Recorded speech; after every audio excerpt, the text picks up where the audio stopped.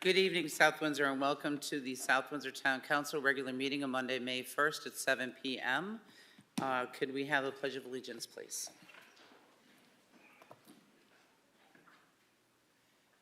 I pledge allegiance to the flag of the United States of America and to the republic for which it stands, one nation, under God, indivisible, with liberty and justice for all.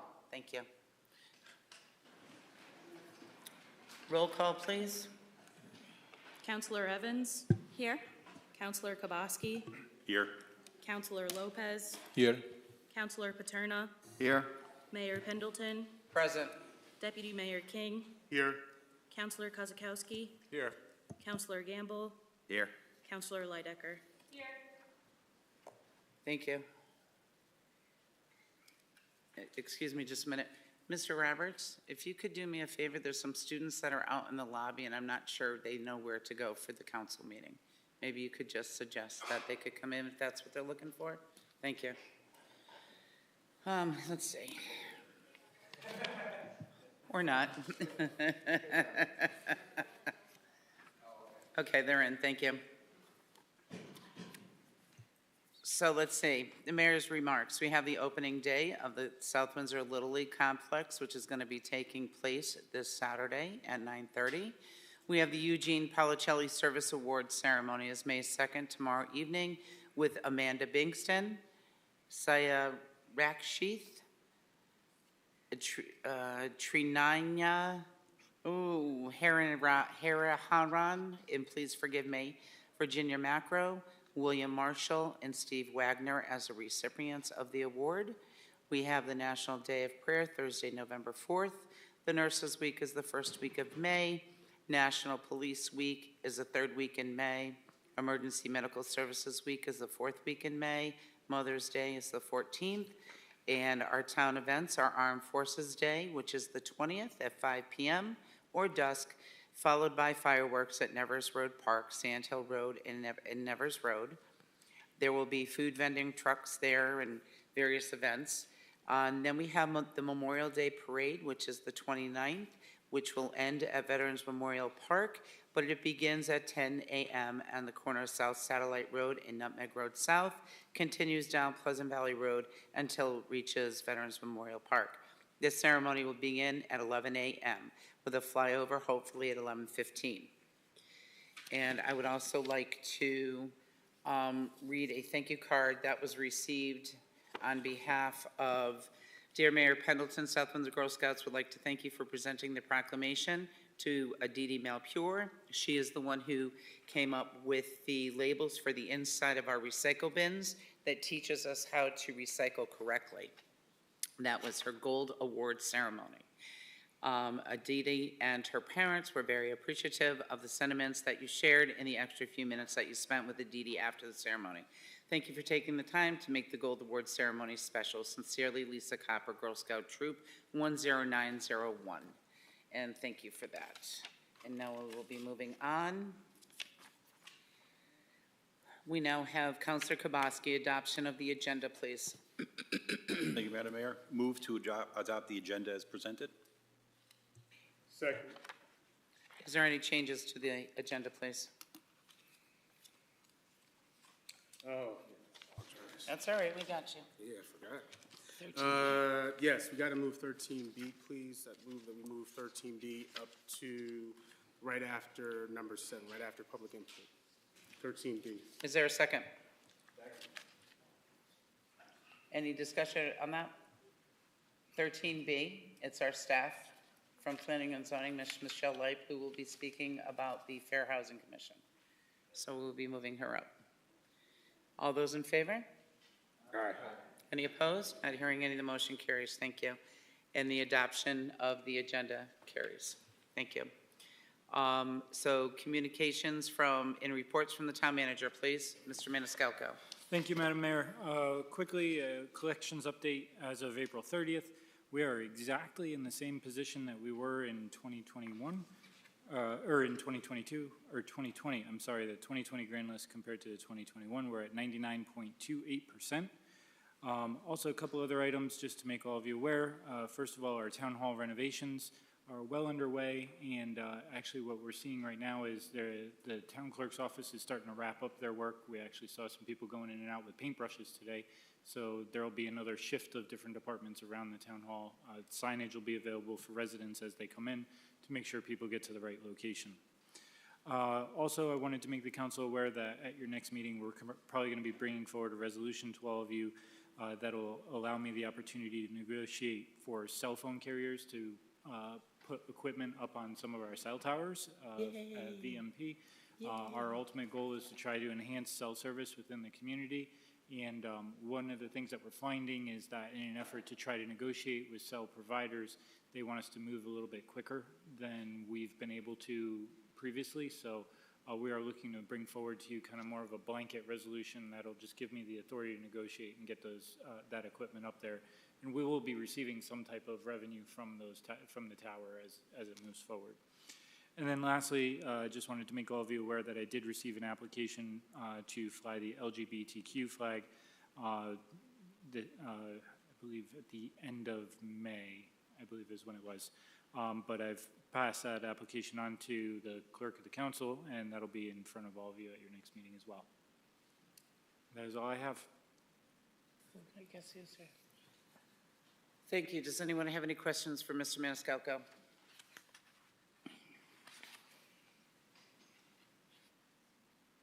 Councilor Evans. Thank you. I just really wanted to thank the town staff and our Park and Rec department for really setting up a nice presentation for the opening of the COVID memorial today.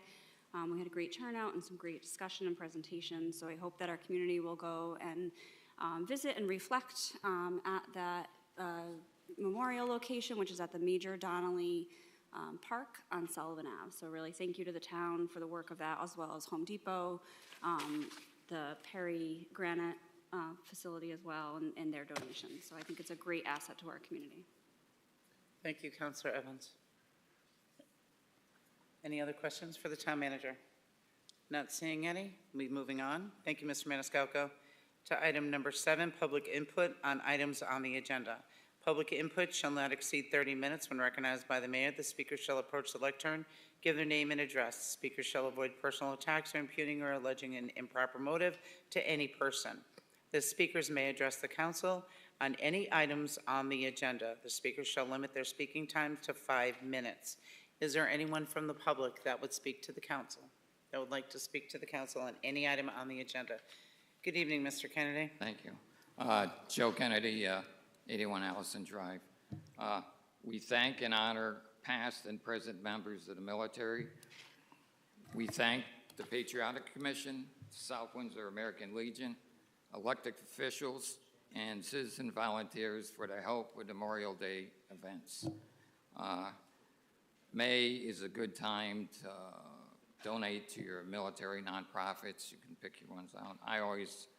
In May, I always give in my brother's name. I had 2 brothers that served in the 70s. My brother Mick did 4 years in the Air Force, and Tim did 2 years in the Army. I have 2 nephews that have each have 10 years in the Air Force.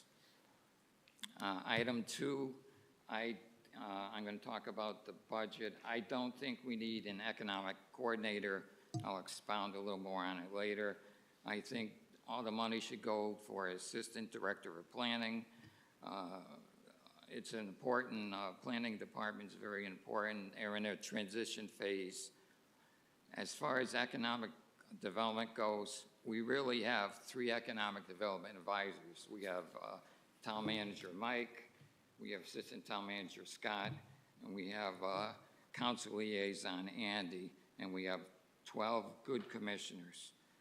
I can tell you, serving 19 years on the EDC myself, the last 2 decades, we've had steady growth, which equals to a stable tax rate. Our main tool is tax abatements. That's why we've done so well. And in the next 2 years, the forecast looks pretty good. Especially with all the development of Evergreen Walk. And after the pandemic, a lot of the small businesses should be coming back on board. I know the town manager had talked about working with Senator Anwar and Representative Delnicki to see if they could get state funds. The state is in a good position right now. I think the governor did a great job. You got over $3 billion in a rainy day fund. There's going to be a middle class tax break for the people, so that's going to be about $700 a year.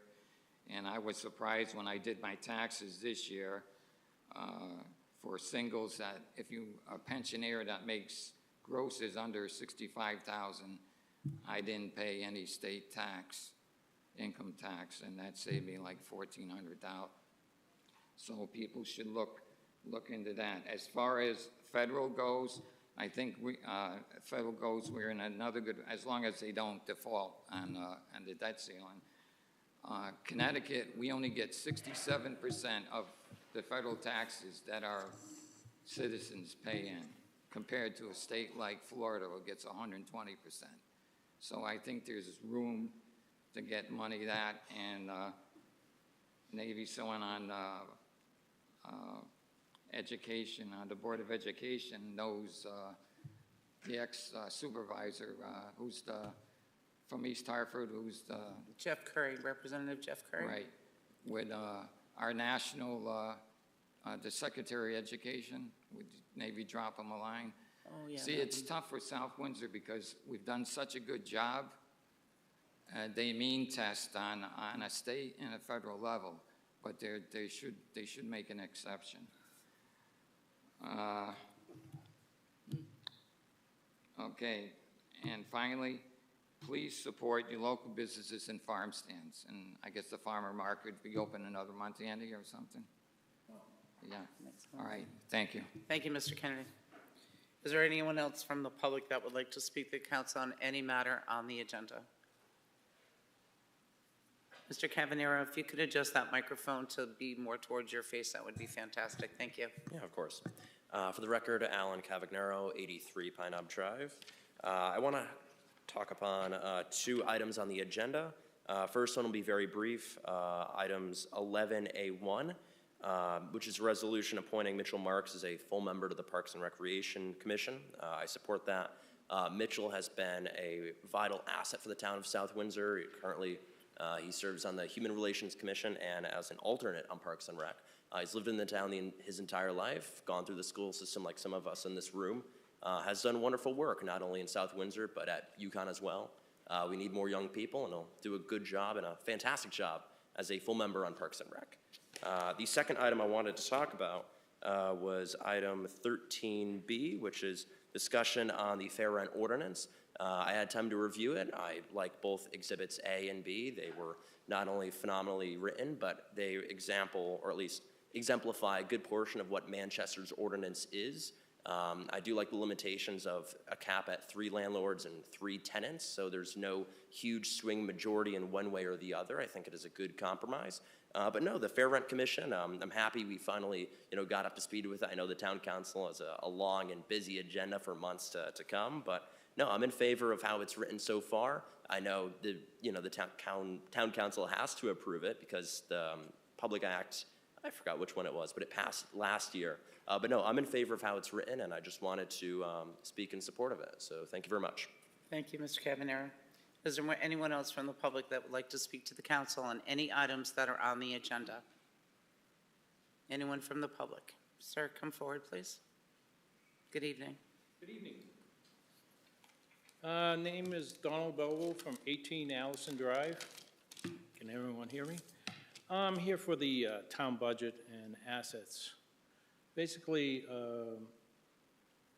the town always looks at the budget, but never looks at what monies are left in the assets budgets.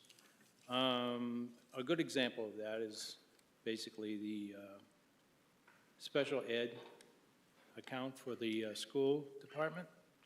They have 10%, which is roughly about $800,000. Now, this was done 10 years ago when there was a large increase that wasn't covered by the state. So the town implemented a 10%, okay? I do not know if that's been reviewed since that has been implemented. What they should do is review all, I believe it's around 10 years it's been around. So it should be reviewed and see, okay, if we use 200,000 one year, 50,000 on another, and nothing on the following year, we should do a net average of the years, and then put some buffer in there, but that money should be reduced to the amount that is reasonable. I think the $880,000 is a little excessive, because I don't hear anyone complaining about special ed monies. The other thing is, too, is I'd like for the town to also look at all the other assets. Since we got an upgrade in our bond rating, that means we have a lot of extra money somewhere, because they will not give us a higher bond rating without monies. I'd like to see where that is. I know it's in the town charters and stuff like that, but it's all over the place. It should be a one-page summary of all those assets. Lastly, the town usually has a large excessive budget every year. There's reval. I've been here over 40 years, and you play the same, it's done pretty much all the same time. You increase the budget so that it's higher than the years before, so you can get extra items. I believe you should keep the budget the amount of last year and then apply that through. The biggest thing I see is like the school department and the rec department can't live in the same school, which is ludicrous. The school needs, the students at the high school basically are whatever, 7 to 1 or 7 to 2. After school, that's the word, after school means that the kids come in there after the school is complete. Why can't they share the same space? I do not believe we need two separate entities. The rec department shared the senior center for years and years and years, and they made it work. Why can't the school and the rec department also make it work? And that would save monies. And that would reduce the school's budget and probably also the rec department's budget, because they don't have to do maintenance. I mean, they'll do maintenance, but it'll be less. And utilities will be less. So maybe a little bit of searching would be a good idea. Thank you very much for your time. Thank you, sir. Is there anyone else from the public that would like to speak to the council on any matter on the agenda? Anyone else from the public? And students that are in the audience, if you have any comments, you can come up and also speak. It's open to anyone in this room. Anyone from the public like to speak to the council on any item on the agenda? Not seeing any, we'll move on. Thank you, everyone, for your comments this evening. And now we will take item 13B. And that is a discussion item, and that is the fair rent ordinance draft. And the reference attached is attachment A. So if the town attorney would like to speak on this, or Michelle, oh, hi, how are you? Hi. Good evening. Michelle Leip, Director of Planning. I'm going to start and then I'll hand it off to the town attorney.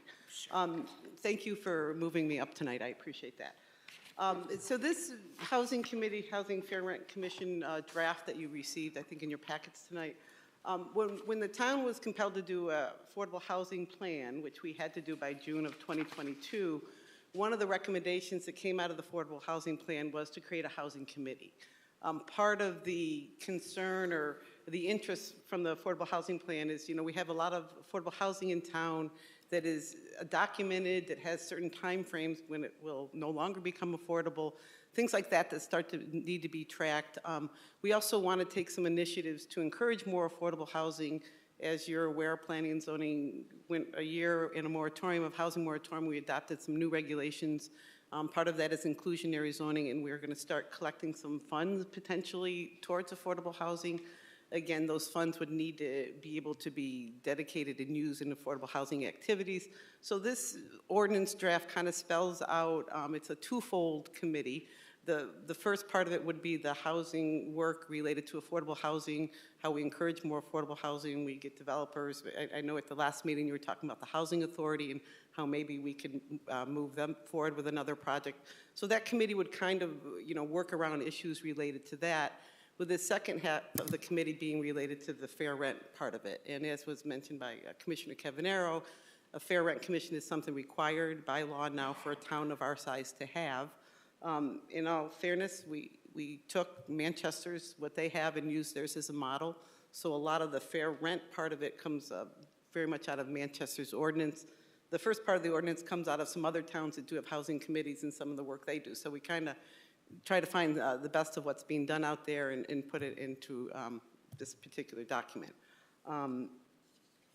The organization has the membership terms, gets into what the duties are, and then it gets into some real specific details related to the fair rent and the kinds of information and things that you would collect along those lines. I don't know if Attorney Crowley want to add anything to that? Open up to questions. Great, thank you. First of all, my compliments to you for putting this together. All that's required of the town is the creation of a fair rent commission to hear complaints about rent amounts. The planning office did a good job of kind of looking at it in a broader perspective, I thought, and including the housing commission and the items that Michelle just described. So I thought it was a very good overall approach to this, and not just something that's adjudicatory. It's something that's more planning and far-reaching. So kudos to Michelle. What you have in front of you is what Michelle described as kind of a combination of both those housing commission, but will also act as an adjudicatory body, a body that listens to fair rent complaints pursuant to state statute. There's about 25 towns right now that have fair rent commissions. The statute that was passed last year requires about another 45 towns to adopt them. So, you're one of 45 towns that are now going through the same process. And I think this is a better approach than just simply a body that's going to hear complaints and rule on things. It's a body that's going to have a little bit more thought behind it. The items that are listed in the ordinance come right out of the statute. And the main purpose from a adjudicatory function is to hear whether or not rents are, the exact phrase is, if rents are so excessive with due regard to all circumstances as to be harsh and unconscionable. And there's a list of 13 criteria that the commission has to review if a complaint comes before it that determines whether or not that rent is harsh and unconscionable. So it follows the statute. Like Michelle said, we had Manchester to work off of, as well as some other towns. So we're not writing on a blank slate here. And I think it's a well-drafted ordinance for your consideration tonight. I think just one other comment too is, we talked a little bit about having two separate commissions and not knowing the workload and trying to get volunteerism sometimes is a challenge. We thought if we had one commission that worked well, and then if the fair rent came up only periodically, at least you'd have someone in place ready to move forward with it, not really knowing what kind of workload that will involve for us. So if it ends up being too much, maybe you'd have to break them up in the future, but this was the first attempt to keep it together. Well, first of all, thank you for presenting this and working on this. And took some time to get everything together. And thank you. This is very nicely presented. And this is a great job on this ordinance here.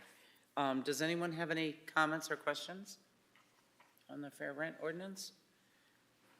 If I may, yes, I'm sorry. Oh, go ahead, Councilor Kozakowski. Okay, we have Councilor Paterno. I'm sorry. Also, Oh, go right ahead. Mandy, No. go ahead. Thank you, Madam Mayor. Okay, so I think this is a fairly, well-crafted ordinance. I think you got all the details in there. A couple of questions. I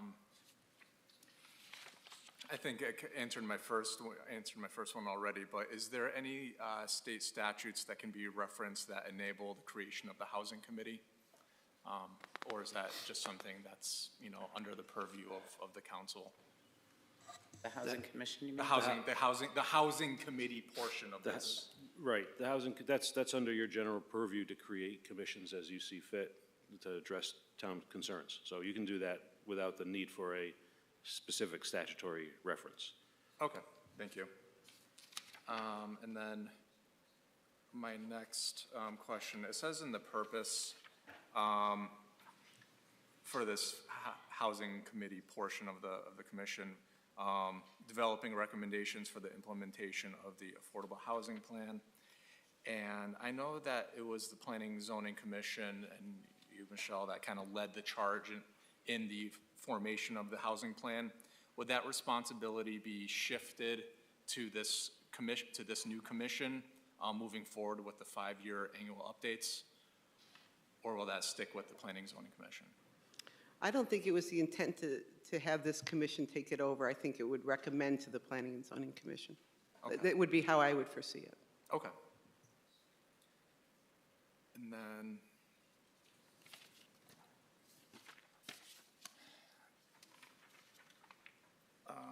in the considerations, ends up on, I think, the 3rd page, considerations in determining fair rental charge.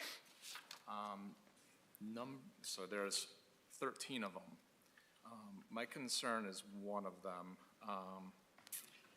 Number 9, the tenant's household income and the availability of other similarly priced accommodations. How is that, if, I thought the purpose of this, this commission is to evaluate if the rents charge is out of whack with other similarly typed apartments or rental units. I would think that would be independent from the actual tenant's income, because the tenant's income can vary within their tenure of living there, or a tenant might try to live someplace where they can't afford. So is that a required consideration, or is it something that's kind of added in there? Right, so each of these 13 items is right out of the statute. Not verbatim. I actually think that our drafting of this is actually more accommodating to a fair reading of it, because I think the statute itself is just too boilerplate and overly broad. So for that particular item in the state statute, it just references the income of the petitioner and the availability of accommodations. It doesn't say, what do we have here? The tenant's household income, so it's not just the income of the one petitioner, but it's the household income, the amount of money available to pay the rent that's being charged at that particular spot, and the availability of other similarly priced accommodations, not just any accommodations. So we're trying to make it, I think, a little bit fair to both the landlord and the tenant in our drafting, as opposed to what the state statute has. But it is one of the 13 kind of required criteria of whether or not the rent being charged can be considered harsher and Okay. harsh. All right, so what I got from that is it's basically in the state statute and we're required to have something like that. My next question is, would an evaluation and the consideration be in, across all 13? Or if there's one criteria that seems to be violated, is that enough to rule against a landlord? Or do they come all together, evaluated together? It's a good question. They come all together, and there's no weight afforded any one of them particularly. So I think it's just when looking at the overall scenario, taking into consideration at least these 13. There might be other issues that come into play that are not there, that maybe the tenant or the landlord brings to the committee's attention. But these 13 have to be considered, but there's no weight afforded one more important than the other. Okay.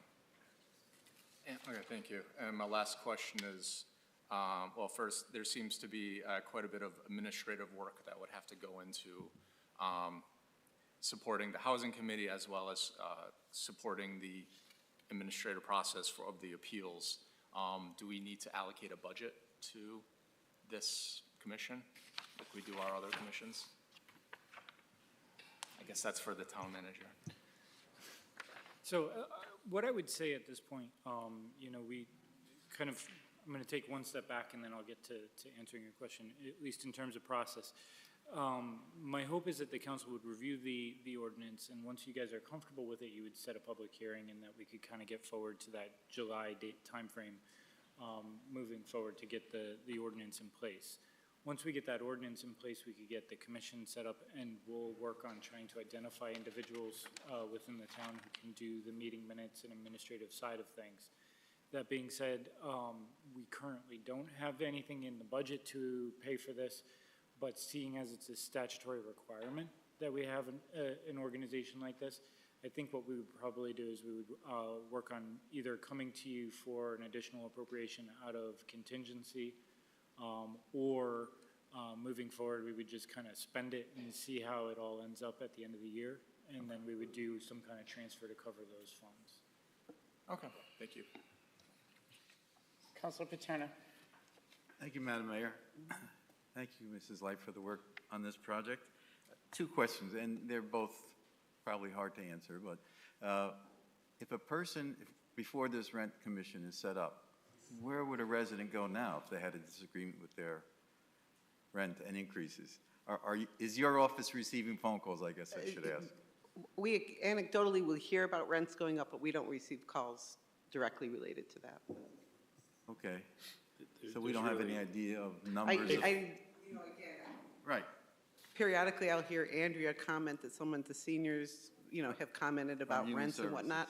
Yeah. Whether or not they'll actually generate appeals, I don't know. Right. I don't have a real good sense on that. We've Okay. been receiving those complaints at the mayor's coffee, at the Mayor and I's coffee Yes, at the senior right, center pretty right. regularly, so. So I see this as an avenue for people not to have to hire their own lawyer and fight with an owner.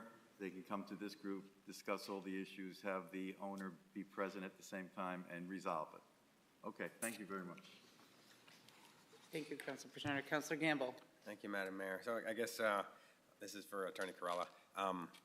Before I go through all 13 and to say, I don't like this one, don't like that one, doesn't matter, right? Because so what of this ordinance can we actually look at and say, we should change this, we could tweak this here? Like some of this is in state statute that we can't change, which is not in state statute that we can sort of look at a little more closely. Yeah, well, pretty much all of the Fair Rent Commission part from Like the G. like the duties, right? Right, yeah, yeah, that's all right out of the statute. All right. Then I have no questions. Thank you. Councilor Evans. Thank you. My only question is on the last page, the compensation and expenses. Maybe it's just the way I'm reading it, but if you could just explain, I mean, it talks about they'll serve without compensation, but then it says they shall be paid within the limits of any appropriation made for that purpose. So are we talking about like reimbursements for expenses they themselves may spend or the commission may spend? Just not clear on that section. I mean, that's essentially what's in some other of your ordinances that say, you know, public people who, you know, serve on these commissions without compensation, serve without compensation, but if they have a necessary expense, and I can't imagine what that would be off the top of my head for something like this, but if they had a necessary expense that they wanted to seek reimbursement for, the ordinance allows for that. So I think, is there any way to add something in about the word reimbursement? more than a paid? I would actually caution from using the word reimbursement, because let's just play a scenario out that there needed to be some type of investigation into the conditions within a rental unit, and it was requiring an individual to be hired of a professional stature, you know, somebody to come do a lead test or something of that nature. that could be thousands of dollars, and I would hate to see a volunteer resident be required to pay those thousands of dollars out of their pocket to then have to request a reimbursement after. So, But who is paying that person to do that work? well, Not the members of the commission, because this talks about the members of the commission. oh, I understand that, but I'm just saying that in the event that we put the word reimbursement in, there could be the potential where one of those members is requesting that some type of evaluation be done, or something that would be more expensive, that could potentially become an expense to them. I would hate to get somebody who's a volunteer in a situation where they're shelling out their own money to a larger degree just because they want to get a reimbursement later. If they were to come forward to the town and say, hey, I want to, do this or do something in my investigation, in my official capacity, I think the town could probably put in some type of a purchase order or go through some other process. I just don't want to get somebody stuck in a scenario where they would have to shell out their own money first. And maybe it's just my not understanding this language, and it is a legal requirement kind of language, but to me it just kind of reads a little loose with that someone may have an expense and be reimbursed. I don't know, it doesn't set some limits, so I'm not sure if there's something more we can add to it to kind of. There are limits listed there, so within the limits of any appropriation made for that purpose. So if the town has a budget of X amount of dollars, it can't go over that. So there's a limit there. And it's for actual and necessary expenses. So it's expenses that perhaps need to get pre-approved by the town manager before they're expended. But, that's why we're having this discussion tonight. So if there's some language that you feel might be appropriate, happy to take that under consideration and circulate that. I guess my only thing is it starts talking about members not being paid, and then it talks about them being paid. So I guess that's where I'm a little confused. Because I think what you're talking about is that the work that they hire someone to do be paid versus the members. Maybe I'm the only one misunderstanding. No, this. I got you. Thank you. I got you. Any other questions? I'm just going to backtrack just a little bit to item number 9 that you had mentioned, Councilor Kozakowski. In item number 9, I read that on the front with the members, the Director of Human Services is an ex officio, non-voting member of this commission. So with item number 9, the tenant's household income and the availability of other similar priced accommodations, who would the tenants show their household income to? That's kind of a private thing. They would reveal themselves to the whole commission, or would it be verified through the Director of Human Services, as it's done now when folks, verify their income? They go through the Director of Human Services. So the folks that are going to be put on this are volunteers and residents of our community. I'm not so sure that folks would feel comfortable about opening up their bank accounts or showing them their income, you know what I mean, to just strangers. So I'm not sure how and who would determine the income. Well, it's a good point. The list of criteria here is criteria for the commission to consider. So somebody has got to present that information to the commission. And in this case, it would seem like the tenant who's complaining about the amount of rent would have to explain to the commission that I only have X amount of income and the landlord's charging me an excessive amount based on my income. But would that income not be verified by the Director of Human Services? Which it is in other circumstances when they ask for fuel assistance or electrical assistance or what have you. Right, you're talking about people that have already applied to the town for other types of financial assistance? Yes. Right, this ordinance doesn't restrict itself to just those individuals. This applies to any landlord-tenant relationship in the town. Right, but I'm just saying So it's the Human Services Director who confirms or verifies their income. that could be, yeah. And to make it the one person as to put, and they could verify it because the rest of the folks on here are residents of our community. And it's kind of a privacy thing, I would think, that, you know, I have a problem and this is my income and I don't want to show you my income. You're a resident. It's my privacy. I will show it to the Director of Human Services who can confirm my income and then confirm it with the rest of the commission members that, yes, in fact, this person does make below this threshold or something. Do you understand what I'm saying? Yep, I'm making a note right here. I don't want to show, you know, John Smith that lives down the street how much money my family makes, but I'll show the Director of Human Services so they can confirm it. Does that make sense? Sure. We can put language in there to that effect. Okay, and then I'd like to go to what Counselor Evans was referring to on the compensation, and we don't have written for any of our commissions a compensation for its members anywhere in our charter or any other ordinance that I found, that we've never compensated any of our commission members. So following Counselor Evans' comments, it says the members of the commission shall serve without compensation. That should be a period. And their actual and necessary expenses incurred in the performance of their official duties shall be paid with the limits. What actual duties would the volunteers on this commission have that would cost them or an expense or incur an expense, as in the case of, again, I'm not so sure that I would want someone from this commission coming into my home to verify anything, but is there someone that they may hire to go do that inspection, or our town staff to go do that inspection, as opposed to a commission member for privacy reasons or what have you?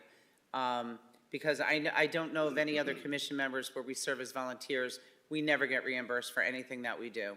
So if it was to be hired as an outside service, or a staff member goes in and does an inspection, that makes sense, but I'm not sure that I would want anyone from this commission to go into someone's personal space.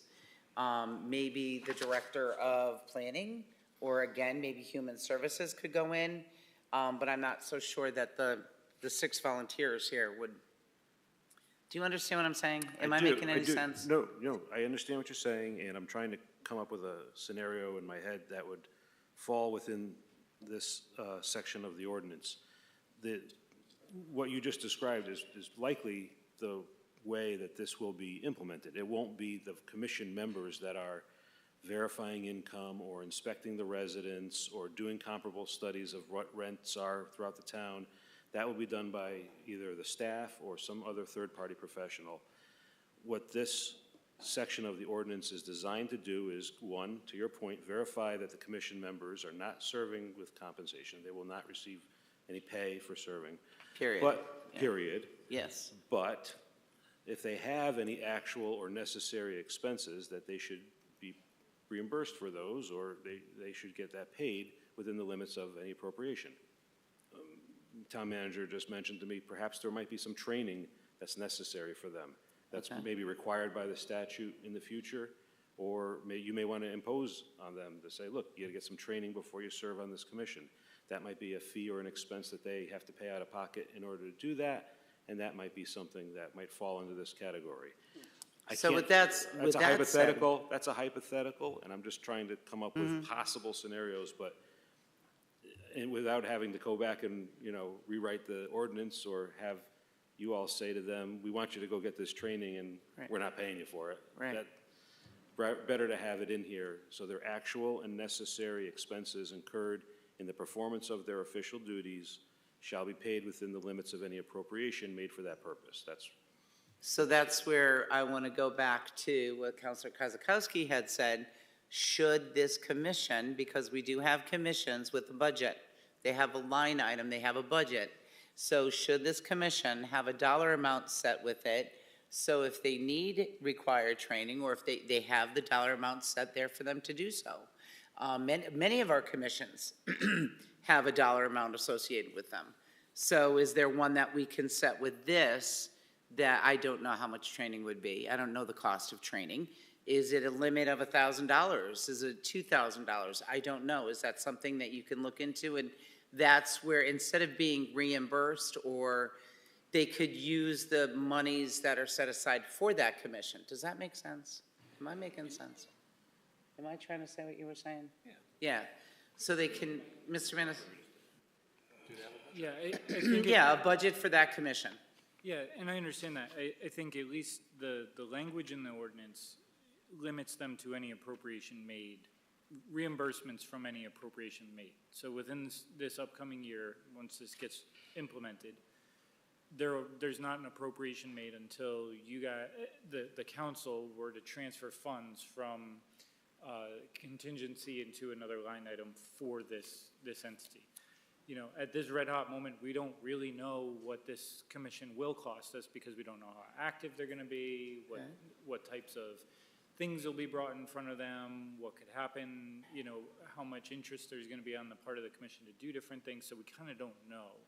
So we kind of have to have this testing period for this upcoming year to figure that out, and we will.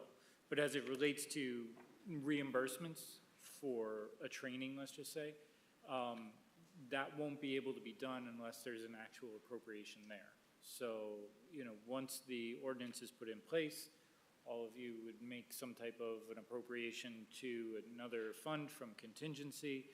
Then we could then talk to them about, you know, you could go to a training, you've got it, or, you know, what other activity they would need to partake in that potentially they could have a reimbursement for. But until we get to that point, I don't know if there's really. Or could the town just come out and pay instead of a reimbursement? If there's required training, why don't we just come out and pay for the required training? We certainly could. We could do it that way as well. But So again, since it's so new, we don't have a budget established yet because we don't know what any of the expenses are going to be. But once they are established, can we create a budget for this commission if need be? certainly, so once the ordinance is put in place and we have a commission that's active and functioning, we have a better idea of what they're gonna spend. In your upcoming budget, you will see that there will be a new commission added and it'll be assigned an actual allocation of funds for that upcoming year. And with, following up with that, is there any mandatory required training to be, or for any of these members on this commission of, let's go, you gotta learn how to do fair rent, or you need to do, I'm not is there aware of any any. training that you're aware of? I'm not aware of any. There's different programs that are offered periodically that someone might want to take advantage of, but there's not a required training. Okay. There's no requirement currently in the state statute that creates this Fair Rent Commission. Sure, They're I very get well- it, that's state statute, however, this is our ordinance, so we're not violating any state statute, but we can certainly create wording in our ordinance that's appropriate for our town. Oh, agreed, but I'm suggesting that there will likely be a point when the state requires mandatory training for fair rent commissions going forward. Oh, you think there will be? I do. Okay, so we'll have to revisit the ordinance again? No, you'll have to revisit your line item on your budget. Okay, to make funding for that training? Right. Okay, so at this point in time, looking at these members, there are folks off the street without experience, or does it state in this that they have to have any type of experience, please? There's the members, or the section on the members is listed in the first page, and it really doesn't require any experience, although it does have a limit on no more than 3 members being landlords and no more than 3 members being tenants. So there's a balance between the tenant and landlord interests on the commission, but there's no requirement of any particular profession or degree or education for the commission membership. Okay. Any other questions? Oh, goodness, generated, good. Counselor Lidecker. Thank you, Madam Mayor. It got me thinking in regards to the compensation. What is the protection for these commissioners? Because as we were talking about scenarios where they might have to expend expenses of their own, I'm thinking somebody appeals this to trial. Now, one of our commissioners is subpoenaed to trial. They're sitting there all day to testify. They have to pay for parking. They're losing wages from their own job. If they have to be ordered into a deposition, same thing, that's gonna happen between the hours of 9 to 5, which could be during their work time.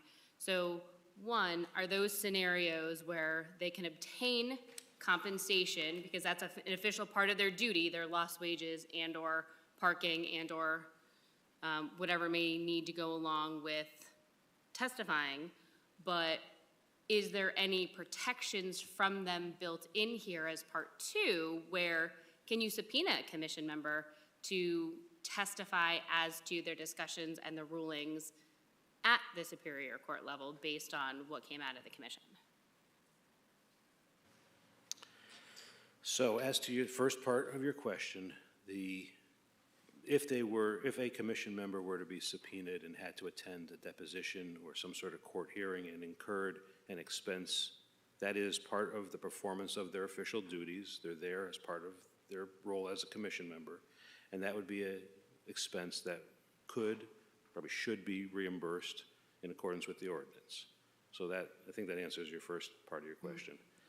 As for whether or not they can be subpoenaed, and much like any other town commission, whether it be a planning and zoning commission or finance body, they act as a group and their decisions are made as a group. No individual member is causing the decision to be made. It's made as a body. And while the body may be subject to an appeal, right? Landlord or the tenant's not happy with the decision that the group made, an administrative appeal to the Superior Court is an avenue for each party if they're not happy with the outcome. But individual commission members are not subject to suit because of their role. There's governmental immunity, just like it applies to each of you and for all other commission members for the actions that you do as a body. And so I don't think the scenario that you kind of laid out where somebody could be subpoenaed or somebody could be sued individually, that's not how it works. No, and I didn't say if they could be sued individually. Can they be subpoenaed to testify as to what the thought process was behind the decision? Essentially, like the chair of this commission is being subpoenaed to discuss what the decision was under cross-examination. No, very much like any type of, just to use the Planning and Zoning Commission as an example, that's a matter of record. There's an administrative record. There's documents that are submitted by both sides as to their position of the rent, in this case, the rent being excessive or not, and those 13 criteria, the evidence that each party puts before the commission to support their side of that argument. There's an administrative record that's created, and based on that record, the commission makes a decision, and if somebody doesn't like that decision, they can take an appeal to the Superior Court. That appeal would be an administrative review of that body's determination, whether or not it was made arbitrarily or capriciously, or if it was supported by the evidence in front of it. So it's really more of an administrative review of what that commission reviewed and not what each of the individual commission members said or thought or what their decision was. You could have voted for some position, I could have voted against it, and the outcome might have been for the result. In an appeal, that doesn't matter if I had a different opinion. The outcome of the body was one way. So is this essentially a trial de novo where the town attorney is defending the commission at the Superior Court level? Not a trial de novo. It's an administrative review. It's an administrative appeal, so it's not a trial de novo. There's no new facts asserted at a Superior Court level. It's a review of the facts that the commission had in front of it at that time. And did they make their decision in accordance with the ordinance and with the law? Understood. Thank you. Councilor Kozakowski. Thank you, Madam Mayor. When you were talking, I want to thank you. When you were talking about verification of the income, I think it led me to an aha moment as it relates to back to number 9 of the duties. I guess where I was really getting stuck on it is that fair, market rate isn't based on the income, but it's based on the comparable of other units of similar quality and size. The only time where rent could be really influenced by tenant income is if it's a restricted, affordable unit. So my question is this the commission that's going to be reviewing any time that there is a designated affordable unit where the landlord is allegedly charging more than it's allowed to? Would the appeal be to this commission or something else or somebody else? or who it continue, or who it actually goes to now, if and when those cases arise. If I understand your question, so you're talking about like a deed restricted unit? Yeah. So that would be to, I think, to the State Department of Housing would be where you'd appeal. If they were not applying rents correctly, because they have to file with the state annually their rents. So I think that kind of appeal would be more with the state than with this commission. That's just what I'm. I honestly think it would be here first. First and then. I think it would be here first. And then you. And give the town the opportunity to determine whether or not the individual landlord is charging in excess of what he's allowed to be charging. If there's a deed restricted unit, that goes to one of these criteria, the household income and the availability of other similarly priced accommodations. I don't see any other. I guess I'm just thinking all the deed restricted units we have are part of developments. We don't have any just around town that are rentals that I'm aware of. So they're all part of Metro Realty, and I know they do their filings annually, so it would.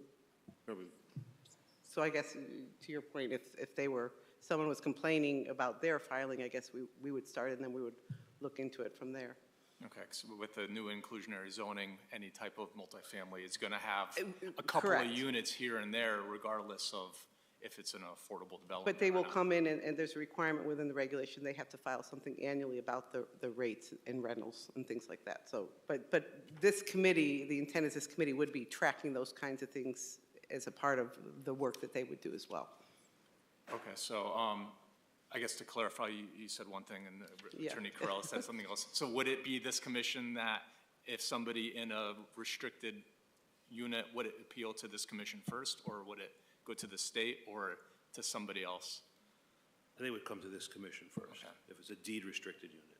Should that be memorialized somewhere in the ordinance?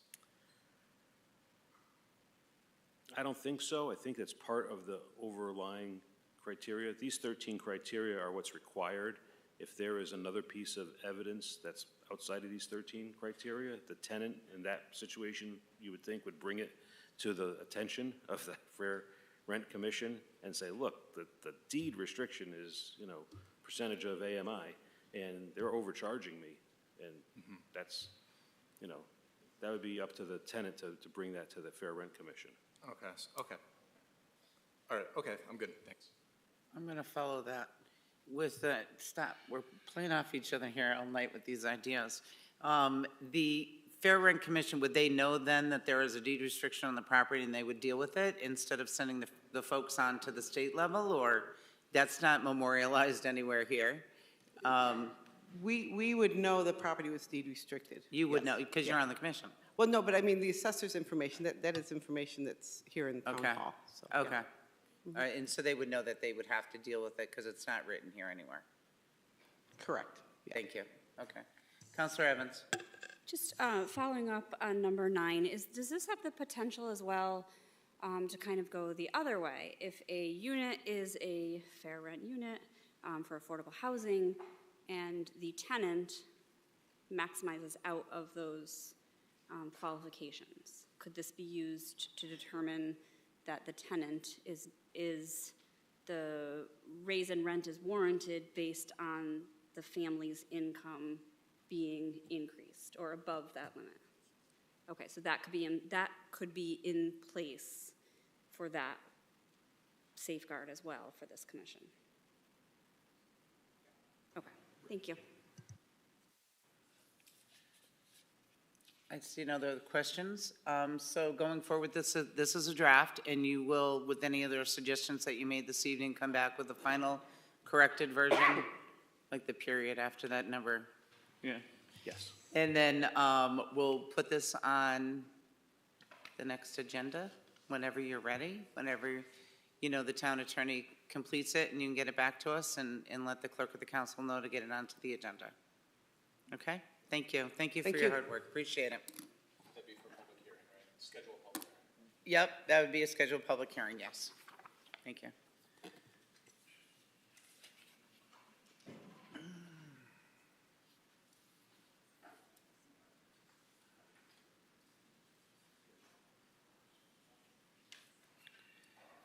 Okay, And now moving on, Deputy Mayor King, please. Thank you, Madam Mayor. For the movement of the adoption of minutes of the previous meetings, approval of April 3rd Town Council meeting minutes, be it resolved that the South Windsor Town Council hereby approves the revised minutes of the regular Town Council meeting of April 3rd, 2023. Do those separate. Okay, is there a second? Is there any discussion, corrections, deletions, additions to the minutes? Not seeing any? Yes, what? Dominant. All right, go ahead, Okay, Councilor all right. Kozakowski. Thank you, Madam Mayor. Looking at the April 17th minutes. Wait, we're not on that I one. haven't done that yet.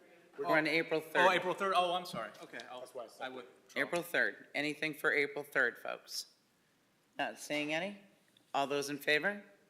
Aye. Any opposed? Not hearing any, the motion carries. April 3rd is good. Continue. So I move for the adoption of minutes of the previous meetings, adoption for the approval of the April 17th, 2023 Town Council meeting minutes. Be it resolved that the South Windsor Town Council hereby approves the minutes of the regular Town Council meeting of April 17th, 2023. Is there a second? And is there any discussion, correction, or deletions? Councilor Kozakowski. Thank you, Madam Mayor. And work with us with a page, please. Yes, page 3 of 9, I guess it starts on 2 of 9, item number 8, adoption of the previous minutes. It says it was a vote in the affirmative, 8 yeses, 1 abstention, and it says motion failed. I think that should be changed to motion passes. Yes. And she's not here. We'll make sure we get that. I'll make a note. Give me 1 second. Ms. Palmer's coming in now. So it's item number 8.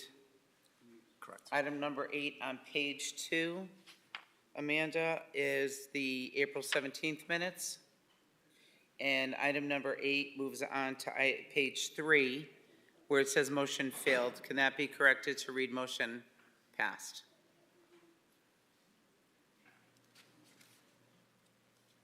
Is that good? You good on that? And Councilor Kozakowski? Thank you. And the last issue on page 4, as it talks about the planning department's budget, under that section, the second paragraph says Councilor Gamble and Kozakowski are not in favor of splitting the positions. I think the discussion was, I'll speak for myself, I was in favor of splitting the responsibilities of that position, of having an assistant planner and an economic development coordinator. So I think the word not should be changed to is. Do you agree, Councilor Gamble? I see that, where you're going for there, and I would agree, yes. Okay, thank you. They should be split. Yes. It should be split, is what you're saying. Yes. Not one split in half, but. Split two Split- people. split Two the- people instead of one person shared Yes. position. Correct. Is that what you're saying? That's what I'm saying. So you guys want to make 2 people? Okay. Instead of 1 split. Do you understand that? Okay. Whew, thank you for that correction. Okay, Councilor Kabowski. Thank you, Madam Mayor. On page 2, under public input, Mr. Dillon's last name is spelled incorrectly, so we should have that corrected. His last name is Dillon. You got that? And then the other item is, I have not noticed this in the past, but I noticed it on this one. During public input, when it gives their name, I think, if there's a grammar person here who knows this, you can correct me. I think after it gives their name, when it then references them again, it should say like Dan Edwards, 131 Hilton Drive. Mr. Edwards spoke about the public hearing. It says, and then right away would have, it's like. Page, please. This Page. is on page 2. So we see under Mr. Edwards speaking, it says he, under Mr. Dillon's, it then references him as Mr. Dillon. So that's a little bit different. And then on page 9 of 9, Mrs. Zelnicki, it doesn't have her address, and it also says, and she requests to know, I believe it should say Ms. Zelnicki requested to know.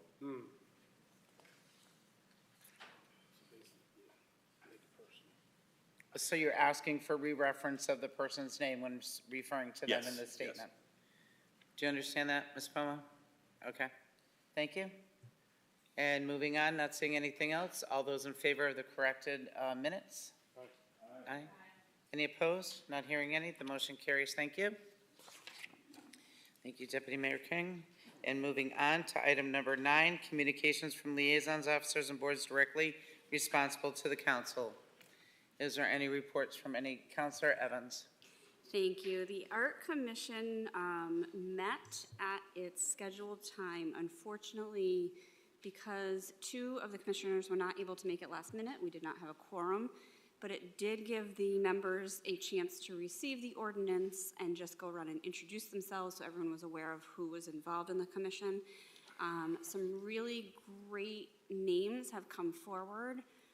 So I'm really hoping the seats that the Democrat affiliation are able to fill have already been filled. So my hope is that we will see those other seats being filled in upcoming meetings, because some of the names that have come forward would be really great additions to the commission. Additionally, Mass Transit met. They are continuing to look at the overall goal and vision of their commission. Their hope is at some point to set up a meeting with our town manager to kind of review that plan and where it started from, where it is now, and where we see it going. Next month as well, Matt Hart from CROG is planning to attend to discuss with the commission possibilities of grants and fundings for some of the projects they're working towards with transit in town. That's all I have. Thank you, Councilor Evans. Councilor Kozakowski. Thank you, Madam Mayor. I just want to report that the Planning and Zoning Commission held a meeting last Tuesday. At that meeting, they had somewhat of a working session to go over possible changes to their zoning text amendment regarding warehouse uses and other things associated with that. I feel like they had a great discussion. I was very impressed in how much they were diving into the public comment that was received in the public hearing. And they were, I got a sense of a real honest effort to address the comments that they heard on both sides of the issue, both in favor of, heavy restriction and in favor of making sure that we don't hinder development in a negative way. So they are still working on that text amendment, and I believe that it'll be coming up at a future meeting. Thank you. Thank you. Deputy Mayor King. Thank you, Madam Mayor. In regards to the WPCA, they are holding a public hearing to receive input on the fiscal year 2023-24 budget tomorrow night at 7 o'clock. Making sure that our residents are well informed as the next year's budget doesn't include a continuation of odor control improvements and a large-scale sanitary sewer evaluation survey. So if there are any comments that need to be made, I encourage all of our residents to come tomorrow, May 2nd, 2023, 7 p.m. I believe it's probably going to be held in the, might be held in the Madden Room, but you can check the website for when that is. Thank you. Thank you, Deputy Mayor King. Any other? Councilor Paterno. Thank you, Madam Mayor. I don't have a report, but I wanted to ask Councilor Kozakowski a question on P&Z, if that's okay. Absolutely. So I was viewing the video of one of their meetings, probably 2 or 3 weeks ago, and at the very end of the meeting, they have a discussion about the Geisler's project. And it's a short discussion. Essentially, they said, this plan is being submitted to the state because that's a state road for that sidewalk along Sullivan Avenue, and we're waiting to hear. So a couple of facts that I want to share before I get to the question. This case for this sidewalk started in July of 2021. We're now 2 years, and that project is not broken ground, all because of a sidewalk. Everything else on the project was approved. So my question is, as liaison, have they talked any more about, for instance, the general feeling from the police chief and other agencies in town who reviewed this plan don't believe the state's going to approve it? A sidewalk on Sullivan Avenue. So have they talked about a Plan B? What happens if the state comes back and says, no, we can't put a sidewalk there? Any discussion? Well, as I understand it, it's still pending litigation, so any information that you have is Okay. the same information that I have and the same Okay. information that everybody has outside of the Planning and Zoning Commission and the staff support and legal support. Okay. I have not heard of any discussion of a Plan B that was had outside of executive session, if that discussion has even occurred. Which you can't join as a liaison, right? Correct. Thank you. Okay, I just make a point to this council, we've been waiting for 2 years for that project to be completed, and I'm not sure why we can't find a compromise solution to make it work.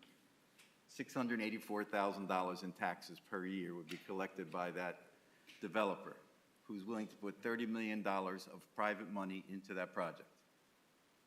$684,000. Not to mention the $600,000 the town would receive in the first year because they'd be paying permits, inspection fees, sewer connection fees, land use permits, $600,000 while construction's going on in the first year. So I think the council, tonight's not the night, but I really think we have to have a discussion in the future about why this is taking so long to find a compromise to make that project go.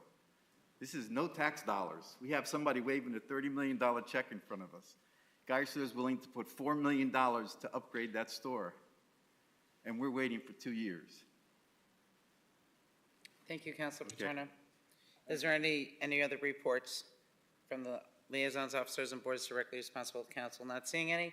I would like to make note to the council that a liaison change is occurring as of today, and that will be Deputy Mayor King will be the liaison to the Social Justice Commission, and no longer Councilor Evans. Okay, so that switch is going to be taking place. And any reports from committees, item number 10? Not seeing any. On the consent agenda, the first reading is Councilor Paterno, please. Thank you, Madam Mayor. This is a motion to approve items 11A1 through 11A2 as a first reading on the consent agenda. That's Mitchell Marks being appointed as Park and Recreation Commissioner and Suresh Jayaprasad as a member of the Social Justice and Racial Equity Commission. Is there a second? And all those in favor? Aye. Any opposed? Not seeing any, the motion carries. Now we move on to Councilor Gamble, please. Thank you, Madam Mayor. Motion to approve items 11A3 through 11A5 as a first reading on the consent agenda. It is for resolution for Michael Ouellette as a member of the Social Justice and Racial Equity Commission, Stephen Cordero as a member on the Social Justice and Racial Equity Commission, and Lauren Chung as a member of the Social Justice and Racial Equity Commission. Is there a second? And all those in favor? Aye. Thank you. And 11, we're on 11B, second reading, none. 11C, miscellaneous, there is none. On item number 12, unfinished business, there is none. Item 13A, Councilor Paterno, your microphone's on. 13A is a discussion item of the general government budget. And let's see. Is that where we're at right now? We don't need to move anything else up. Okay. So this evening, with the general government budget conversation, couple of things that I'd like to start out by saying that this evening we're going to take the opportunity to welcome the council members to have any conversation that they'd like to have, any questions that they'd like to have answered by our town manager, Mr. Maniscalco. The budget working group, which consisted of myself and Councilor Kabowski, has met with the town manager over the last 6 weeks, maybe, I believe. We've been meeting 6 weeks. And each night that we met, we digested every single line item in our budget to find potential budget cuts to the general government budget. I will state that this is an extremely lean year for our town government, our town budget. Very difficult to find any place or anywhere to make any type of cuts. Mr. Maniscalco did a phenomenal job before he presented this budget to us by reducing it by 1.2 million, I believe, Mr. Maniscalco. And he does take the approach of looking over the last 5 years of budgets and figuring out what is necessary and what is not necessary. So Councilor Kabowski and myself have sat with Mr. Maniscalco looking for items to reduce in our budget to help the taxpayers this year. And we're bringing it back to the council, which is some of our recommendations of which Mr. Maniscalco has and some numbers. But we also are inviting other council members here because all of us have to approve the budget, just not the budget working group. It's not just us two, but it's everybody. And the only other thing that I'd like to say on the whole budget is we not only look at the town government, our piece, the town budget, we also look at the Board of Ed budget, but we put them together to create the overall government budget. And to do that, we truly do take all of our taxpayers into consideration. We truly do look at the impact that it's going to have on each and every one of the folks that we know within our community. We have taken the time to review and look everything over, and tonight is the evening that we can go ahead and start our conversations, so that way we can hopefully get the budgets approved on our next council meeting, which is May 15th. We do have some buffer weeks here on Mondays if we need to continue to work on the budget. So I welcome the council at this time to go ahead and start conversation, please, with each one of us and/or Mr. Maniscalco concerning the budget. And we can begin with anyone. I will, go ahead. Councilor. No, finish it. No, what we have come up with, help me, Phil, what we've come up with is, go ahead, Councilor Kabowski. I'm going to invite him to present what we have come up with. I have to apologize, I grabbed the wrong packet tonight, so I do not have the list with me. So I'm Okay, hoping the town let's see if I manager- have it in my do notes. have it if you Mr. Maniscalco, give us a hand here. Oh, The dog ate it. the dog ate it, yeah. Nice question. Mr. Maniscalco, could you present to the council what the budget working group has come up with so far, please? Okay, so overall, looking at the whole thing, it was a reduction to the capital budget of $1.4 million, a reduction to the whopping cemetery request of $16,000. There was a reduction to leaf collection of $400,000, a reduction to the probate court of $10,000, a reduction to the human resources department of $19,000, a reduction to the library, and I've got varying numbers from $50,000 to $300,000, a reduction to the condo fee of $75,000, a reduction to the trash pickup in the park of $71,000, a reduction of the emergency management training for next year, tabletop training for $30,000, a reduction of the building department scanning project of $40,000, and a reduction due to savings in our diesel contract of $20,000. That's the overall big list of everything that was put out there, so. And that's what the budget working group has come up with, and after we spoke, and it's not a consensus here on any one of those, it is just what we have come up with that is being presented to the council for the council to hear and to go over and speak about. And if you've found any other cuts within the budget, please bring them forward, council members. Appreciate that. So open the floor now for any council members who may have some comments on that, on any of the over. Council Paterna. Thank you, Madam Mayor. Can I ask the question that I have been doing some research and have not found acceptable answer, but can we, the state allows us to do this, can we take the revaluation this year and phase it in over 2 years so the increase in terms of property taxes isn't all in 1 year? Is that possible?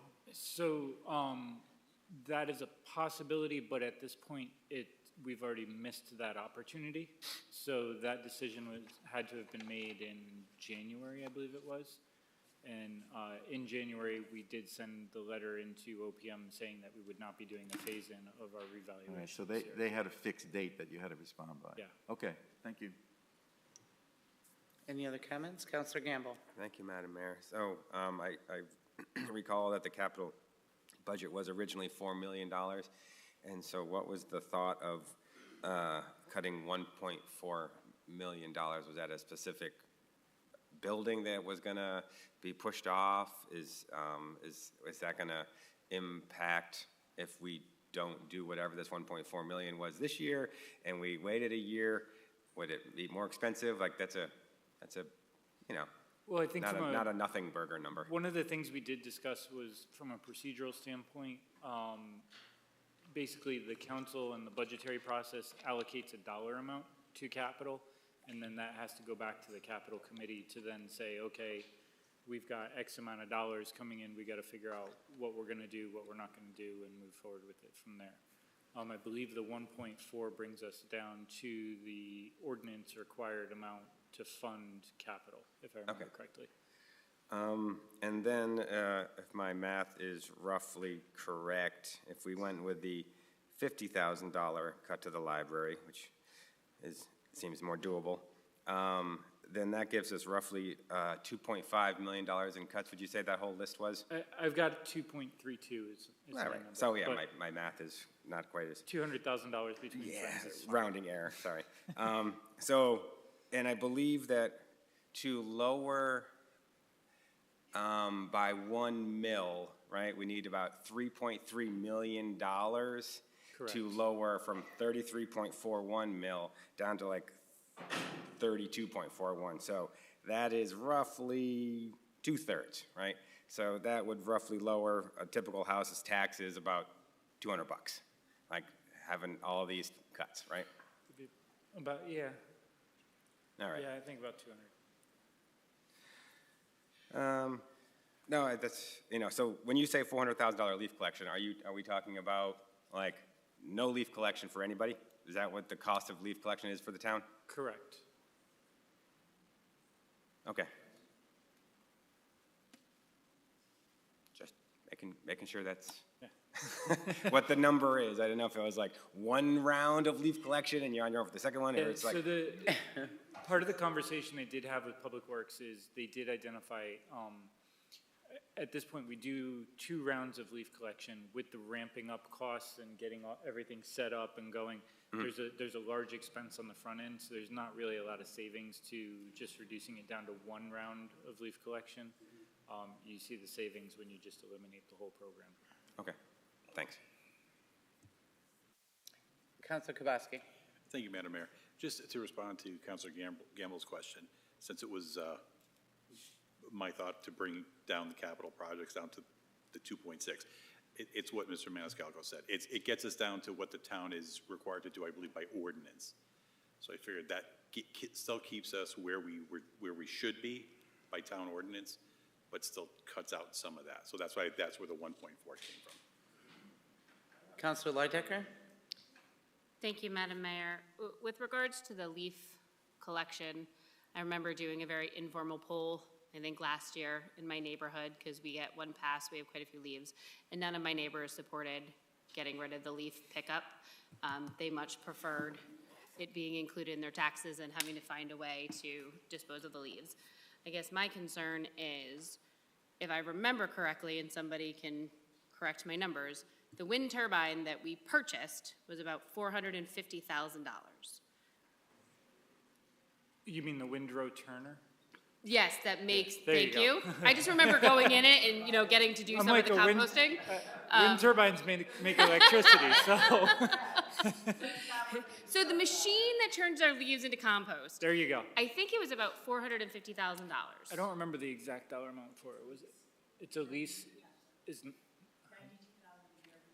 Yeah, so it's 92,000. It's a lease to buy, so it's 92,000 for the year, and this is our last year of paying that lease off.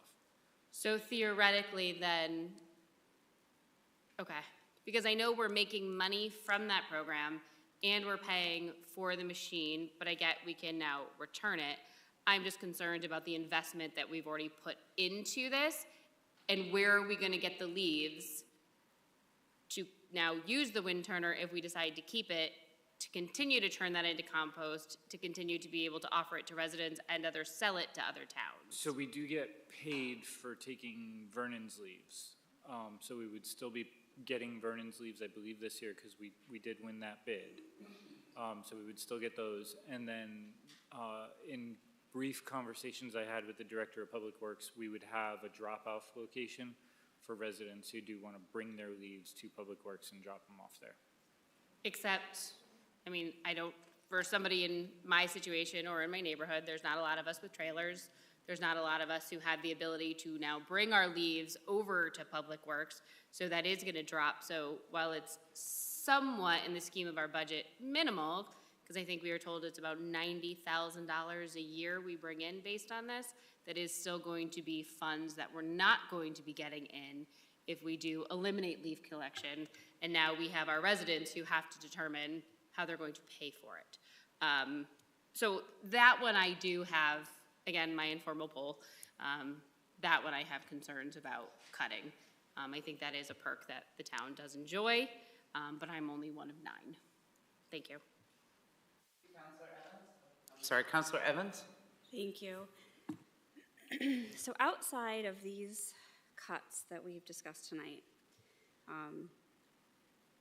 someone smarter than me had mentioned the idea of what if we looked at budget or department by department, cutting it, each department by 1% and hitting it at a minimal amount by department. And just in discussions with you, you know, that had sounded like that might not, maybe you can address that rather than me saying what you said. Yeah, I think there's some challenges with making a department by department 1% reduction. For some departments that are larger, 1% probably would not be very difficult to find. You know, it might just mean that we don't buy all the salt that year or something for that effect.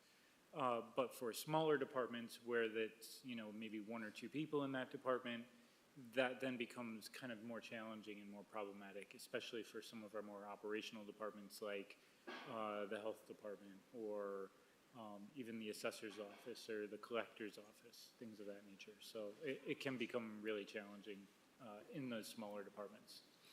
So looking outside of doing a department by department 1% cut, if we looked at the cuts that were already made and looked to make an overall 1% cut to our government budget outside of capital, I think the number that we had come up with was about $110,000.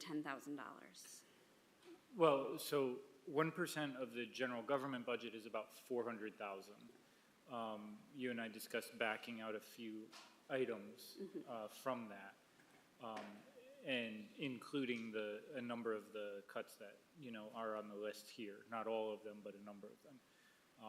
When we did back out a number of those items, we came up to about, I think it was like $283,000, and I think we needed to find another 120 approximately.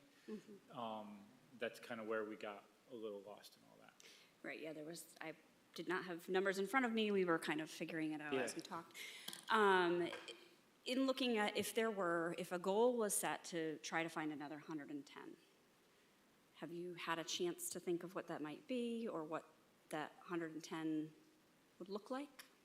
I have not had too much of a chance to dig too much further into it. I do have a couple ideas of where that might come from. I would tell you that probably they're not the most savory ideas to everybody in the room, because we are at a point in our budget where we're not cutting additional funds, we're cutting into the meat of programs at this point. I mean, we've gone multiple years now where we've had actual budget reductions or very minimal increases, and as a result, we're to the point where we're talking about, I mean, all the identified cuts here already are reductions in services to residents. So it's not a savory scenario to be in, just in general. So to find an extra 110, we may be at the point where we're talking about laying people off even. So I do agree it's an extremely lean budget. There's not a lot in there. I have been contacted by some residents with concerns about the budget. I just ask again, is there any way to go back on the phase-in at this point? Do we have is there any No, workaround? once you've submitted the letter to OPM, it's done. It's done. Yeah, that was in January. It's unfortunate that we're in kind of a trifecta of perfect bad situations associated with our budget.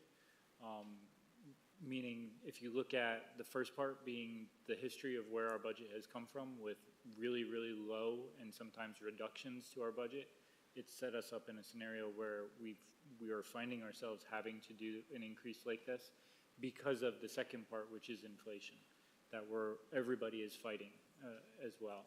And then the last part associated with the trifecta is our reval, which makes it all that much more complicated on top of it. So it's three variables that are all hitting all at the same time that none of us have control of.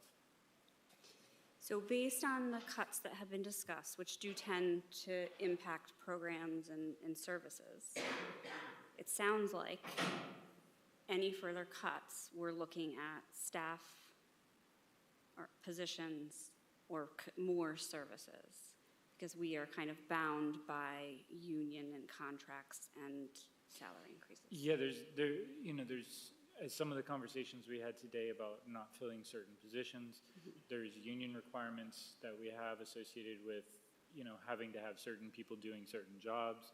We also have requirements associated with our, from our auditors and OPM, in order to make sure we have the appropriate financial controls in place to ensure that our tax dollars are being spent appropriately.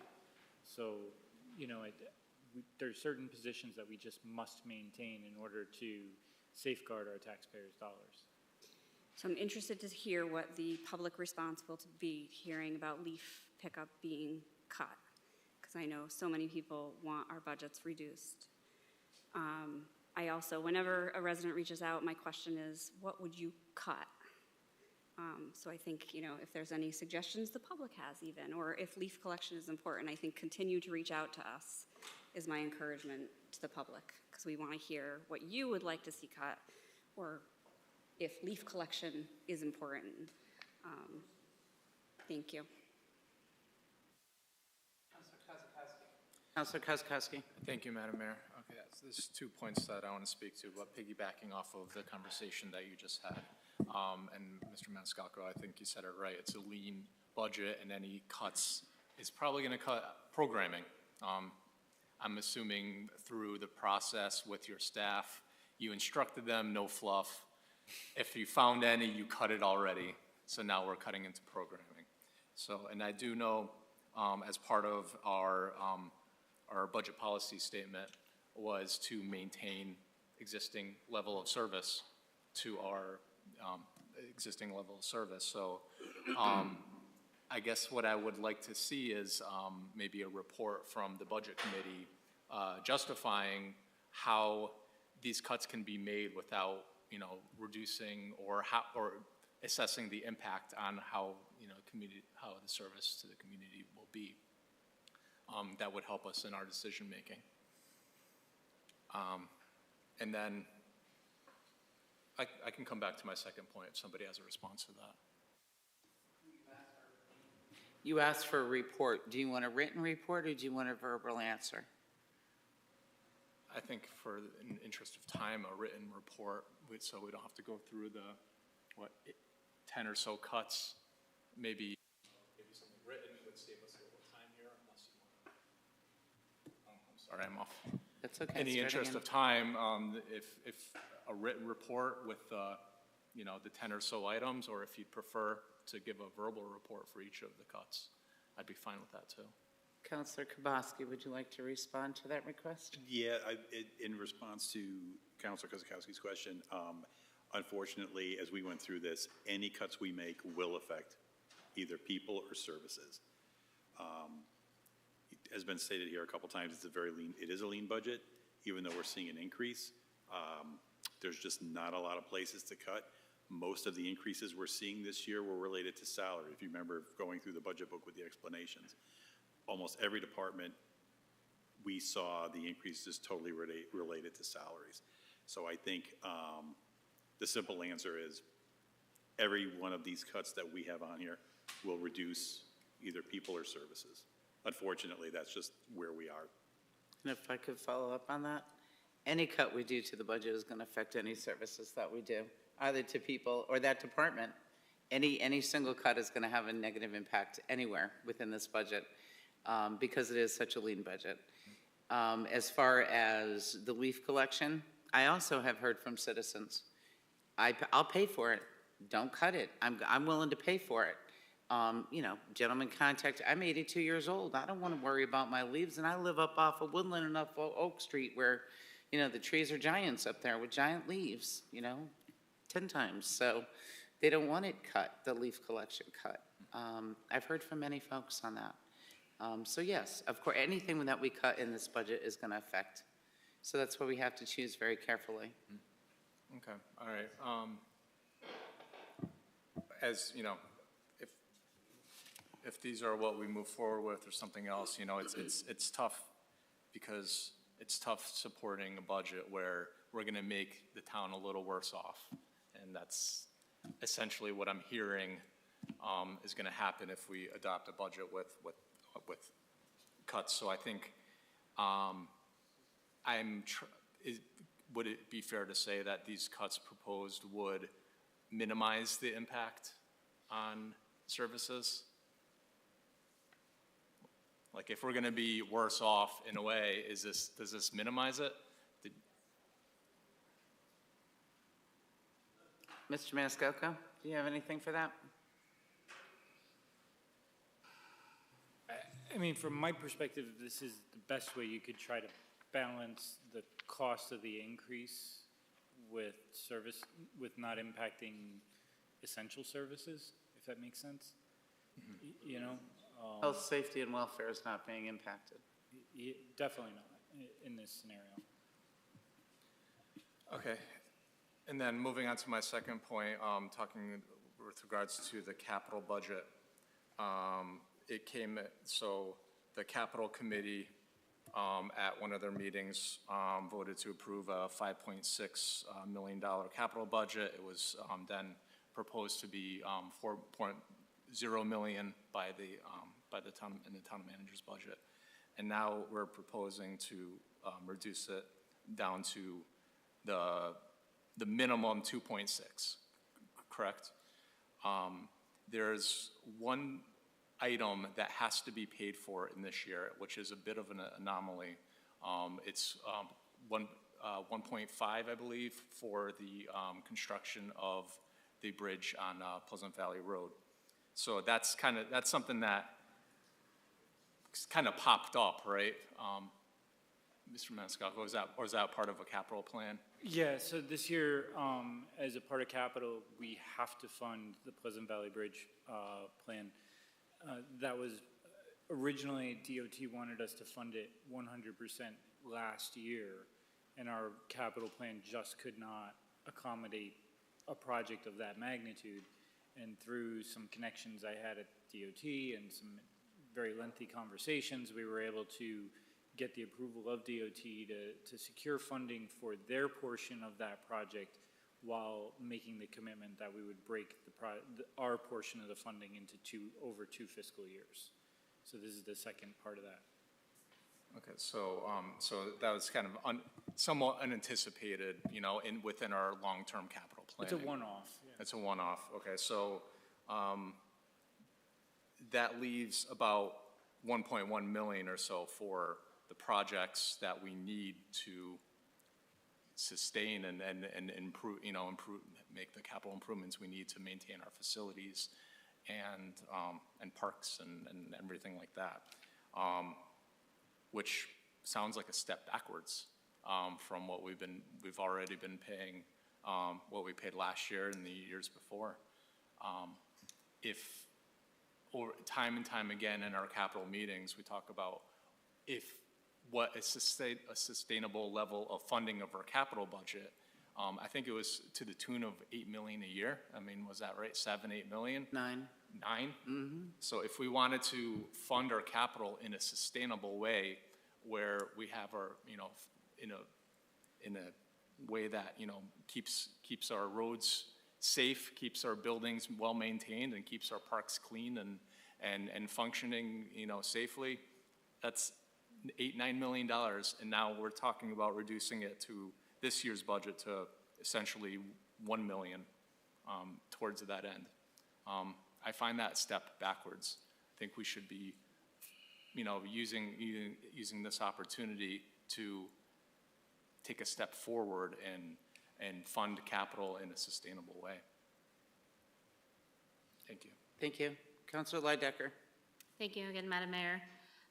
With regards to, you mentioned like the library budget, cuts between 50,000 and 300,000.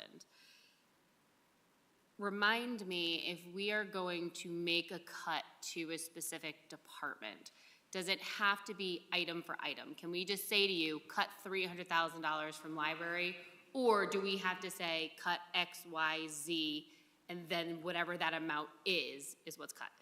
Well, my understanding, the library is a little different than some of the other departments because the library is a grant-funded agency with its own board, so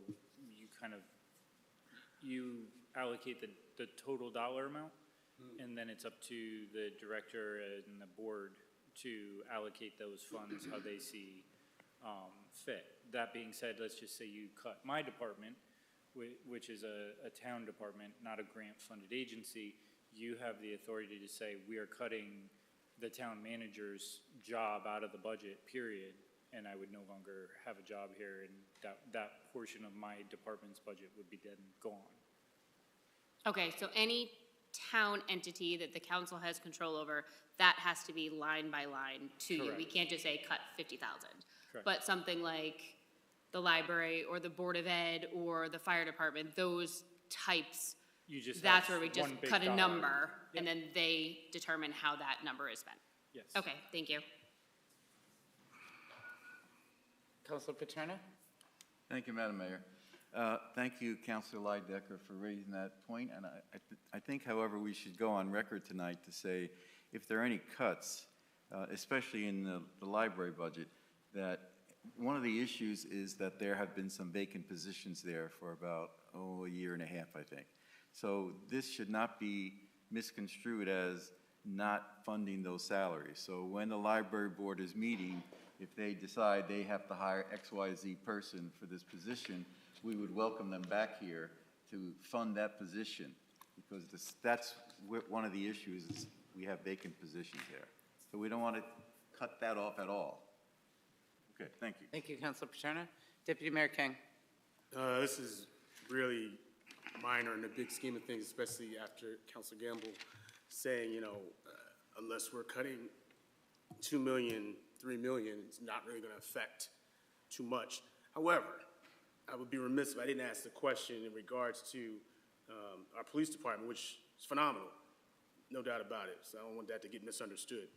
33 grand for uniform cleaning? Yeah, so that's a contractual obligation in their collective bargaining agreement. So you're obligated to pay for their uniform cleaning. So I need to take my suits to the police department. You need to negotiate first to get that included in the contract, to then get your suits to the police department. Again, there's no slight. I was just, I just saw 33 grand and I was like, I need to do something. Please, Okay. Officer Cleaning. That was it. But I will say, and I think it's been the sentiment of all the counselors that, for me, as I've been thinking about this over and over and over and over, I think the residents need to understand we're not the only town that's going through this process.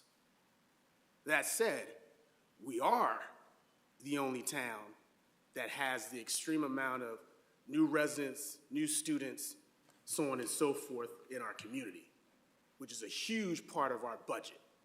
And I would really hope that our town understands that we are really trying hard to continue to support our young people. I know they've already left, but that is a huge part of what we have going on right now. And we're one of the only towns, you can look it up statistically, that is going through the massive growth that we're still going through. That said, and I've said this to a couple of counselors and a couple other people, Stop and Shop has a $2 gallon of milk. It's going up to $3. We're not the only Stop and Shop that milk is now $3. Every supermarket is going up in their cost of milk. Every supermarket is going up in their cost of eggs. Every town is going through this. So when we're, and to Counselor Evans' point, we have no problem with the residents saying, you know what? Cut this. If that's what the counselors decide to do, then we will. But just be careful that the one thing that you may want to cut that's personal to you, there's someone else down the street that's thinking the same thing. You may not have children. I get that. Someone else does. You may not have grandchildren. I get that. Someone else does. Someone else needs to be ADA compliant. They need the leaf collection. You may not. So when you come to us and ask and say, hey, you guys are raising things, keep in mind there was a time and period, long before I was a counselor, that there weren't any raises. And nobody said, hey, why aren't you raising taxes? We're in that cycle right now where we have to do this, and we're trying to do it judiciously. And I thank all the members on the budget committee, because I know you guys had to make some hard decisions. But this is where we're at right now, and I just caution, but at the same time, when we do have the public time to come up, please say what you, be on record on saying what you want us to cut. So when that happens, we can say, hey, remember, you're the one that said you wanted to cut snow removal. You're the one that said you wanted to cut only having one trash can. You're the one that said that, you know? So let's take the responsibility on both of our sides, because we're really trying hard to make sure that we're taking care of our town in the best way possible. Thank you, Madam Mayor. Welcome. Counselor Kubowski, wait, where are we? Oh, I'm sorry, Counselor Gamble. All right, thanks, Madam Mayor. One last thing. Mr. Maniscalco, you had said something about the library was all over the place with 50,000 to 300,000, and then Councilors Lydecker and Paterna had talked about that. And so I was just trying to wrap my head around that $300,000 figure, and I think that that might have come from the vacancies, like Councilor Paterna had said, but that $300,000 is actually available now in the balance of unspended money, but they are in the process of hiring 3 people, and those 3 people will be starting within a month. So that $300,000 will be needed for next year, starting July 1, because these people will be in place. So if, you know, we do cut them that much money, then it would be a direct service hit of like books and programming and enrichment things if we were to cut that much money from the budget. So I think it's all timing, and I'd hate to not hire these people, because I don't think that would be fair to them. And we've struggled for a year to hire people, and we finally hired them or got someone to agree to join our library, and then to be like, no, hold off for 6 months. But I think we need to go forward with that plan, and then you know, take a look at the budget after. So I just wanted to throw that out there to make sure that, you know, vacancies are being filled right now. Thank you. Counselor Evans. I just wanted to respond in some way to the thought that those positions will be filled and we're going to need that money. I also look at it as we have allocated the money for those positions. The taxpayers have paid for those positions, but we have not had those people in place. It has been almost a year that we've not had a children's department library head. It has been, I think, 18 months to 2 years since we have not had a reference librarian. So to me, it is more responsible of us to consider holding the taxpayers' money for positions that are not being filled, because they have been spent in other ways through the library budget that has not filled what would make a sufficient and adequately staffed library. Thank you. Counselor Gamble, do you want to respond? Sure, it's open discussion. Go right ahead. Yeah. I don't think I'd have to ask Mr. Maniscalco to clarify this. I don't think the library held the money of the vacancies, because the finance department actually pays the bills for the library. And if I'm not mistaken, if there's a vacancy, then the town also pays for the benefits for library staff, so if there's nobody in those positions, then the town saves money that way as well, correct? Yeah, those funds would be saved, and then it would, at the end of the fiscal year, be swept into the general fund. And so, yeah, right, so whatever is left unspent from those vacancies not being filled gets swept, for lack of a better term, as the OPM likes to say. Councilor Kubasky? Thank you, Madam Mayor. I just want to say, when we were discussing these cuts in the budget working group, I think the overall thought was we knew we were going to see a large increase in the town budget. And going through the list, we said, okay, what are the things that we hope will do the least amount, hurt the least as we go through and cut it? None of us were happy with any of the cuts that were made. There was a lot of discussion. We had extra meetings because we knew that there was a lot of work to try and pare this down if we could.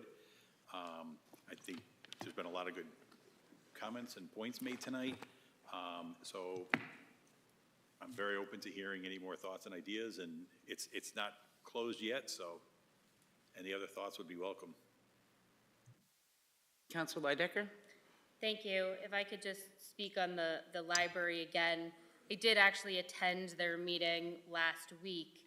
And in the course of that meeting, they mentioned that last year, the only money that was swept back into the general budget was $22,000.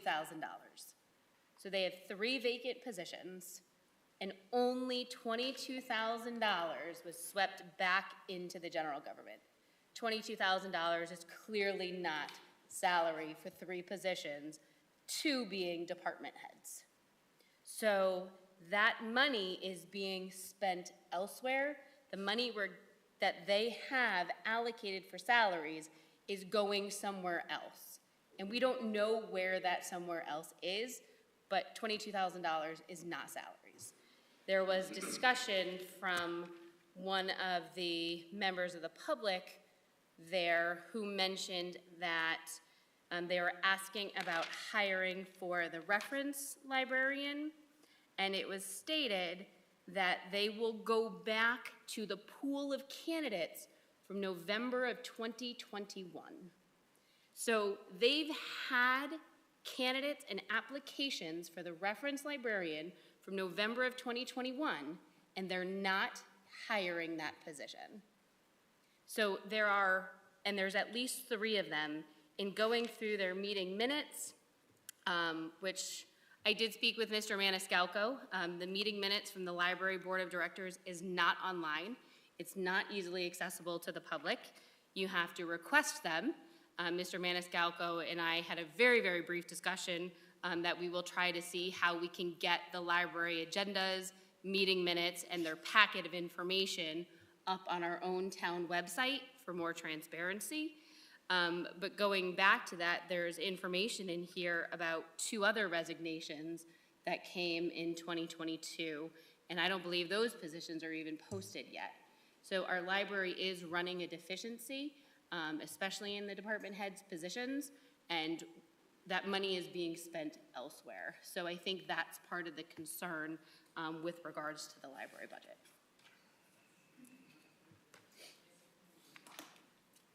Councilor Lydecker, are you done? Oh, yes, thank you. I'm sorry, thank you. Councilor Evans? Thank you. I was only going to respond what you had said earlier in regards to the money for those salaries that weren't paid coming back into the general fund, and I think that would be a valid argument if we saw that money coming back into the general fund. I think Councilor Lydecker addressed it perfectly, and that we are not seeing that, and things are being reallocated to different areas or over expenditures in other line items. And what we really want to see is on page 184, is this fully staffed library. You know, I am a big supporter of libraries. My sister is a library and media specialist. I worked in a library when I was in high school and in college. So I really want to see our library thrive, and I think the way that that needs to happen is by making sure that we are staffing these positions. And if we're not, then the money should not be expended for them. Any other comments? So where does that leave us?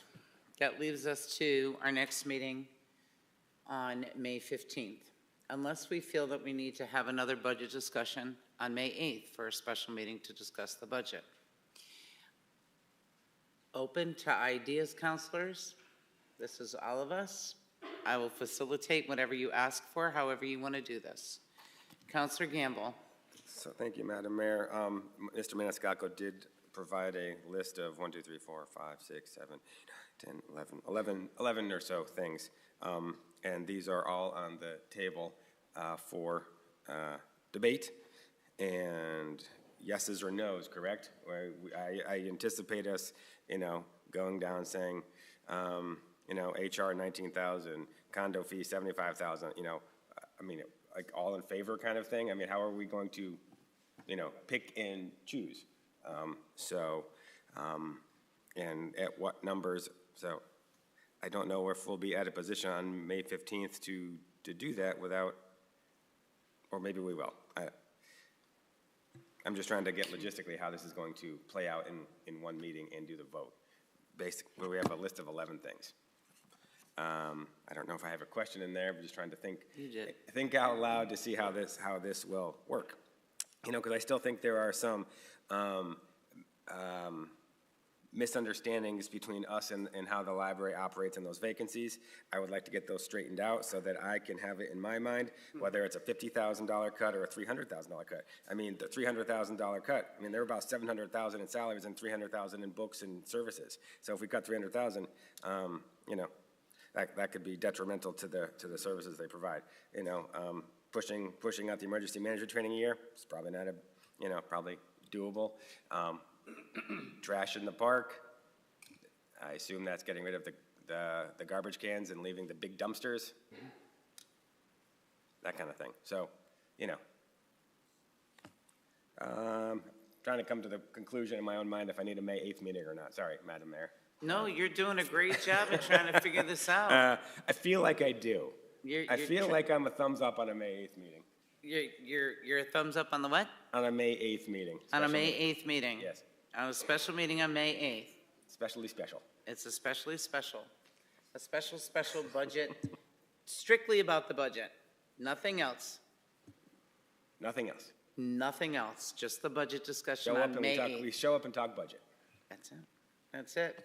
So, we either, Mr. Maniscalco, Yeah, just from an please. informational point, I wanted to make sure you were all aware, on May 15th, by charter, you must pass the Board of Ed budget, and by May 22nd, you must pass the general government budget. So,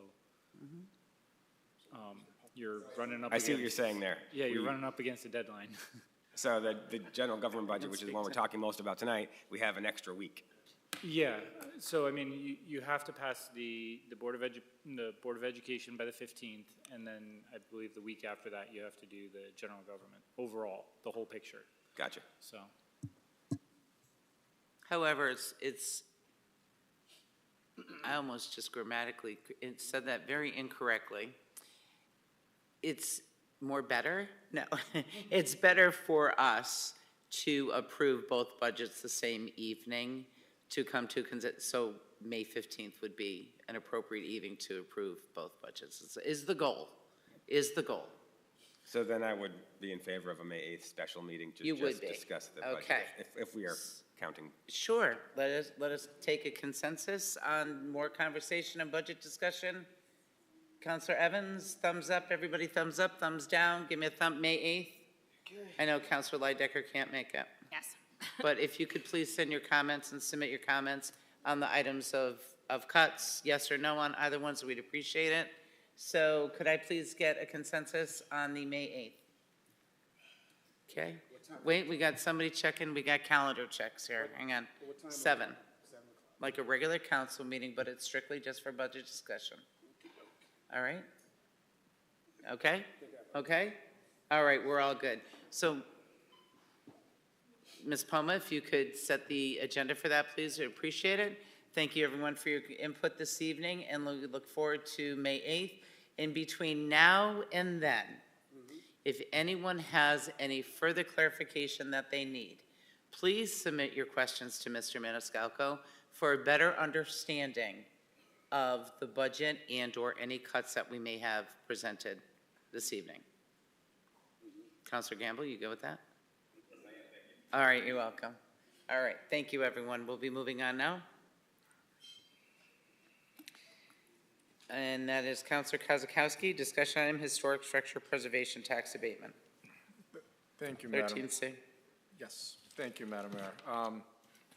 So, was it the last meeting we were talking about, we had a discussion on a possibly relief of a blight lien on the property on Main Street. I forget what the number was, but it's in the historic district, and it's either the oldest house or the second oldest house or one of the oldest houses. Is it house or even structure, you know, in the town of South Windsor? And there's somebody that wanted to purchase it and renovate it and hopefully restore it to its, you know, to its healthy self.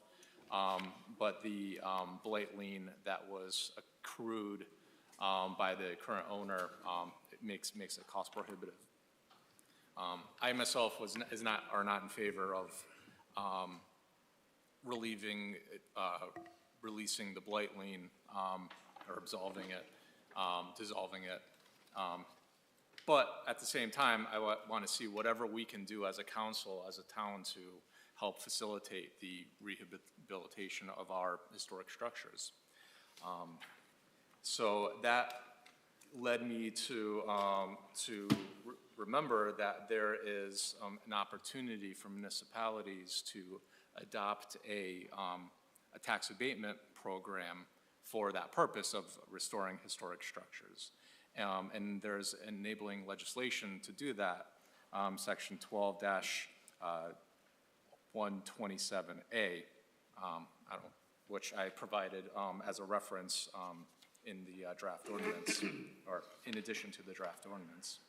And currently, South Windsor doesn't have that type of program.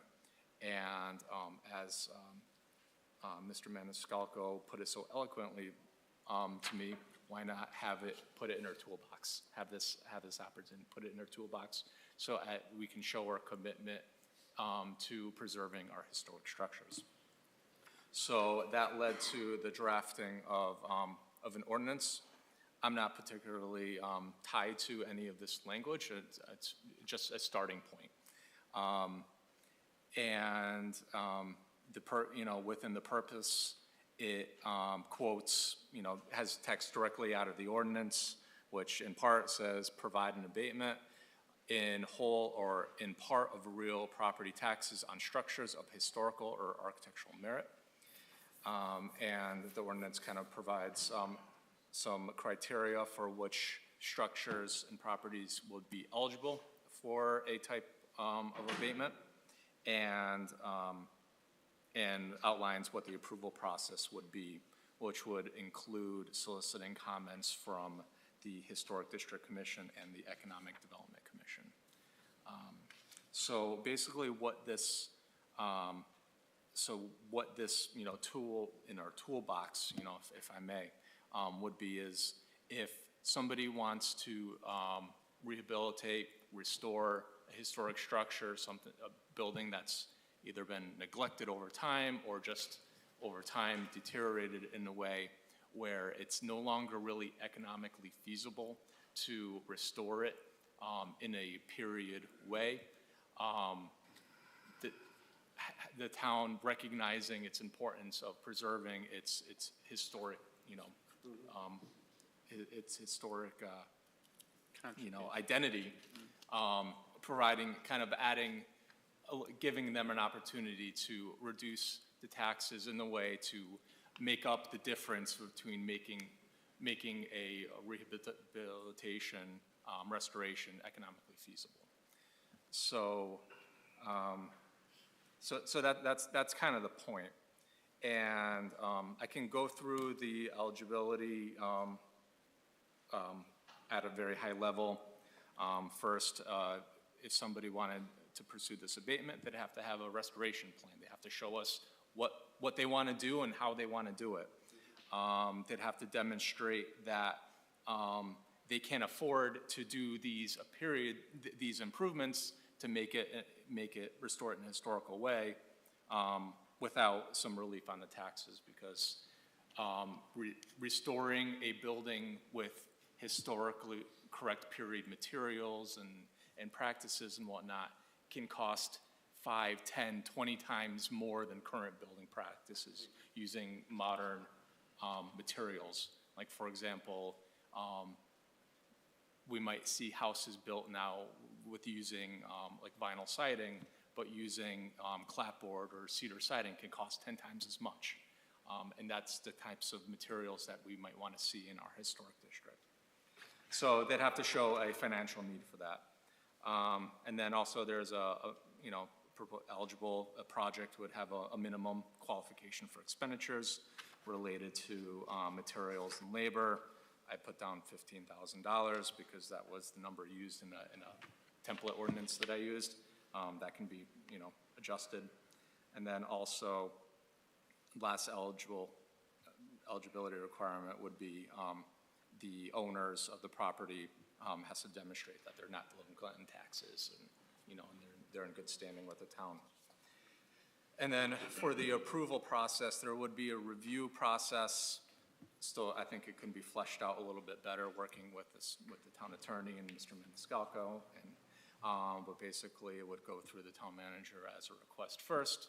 He would do an initial vet, and then of the proposal, and then refer it to the Historic District Commission for comments, and then as to whether the proposed restoration plan is in compliance with the standards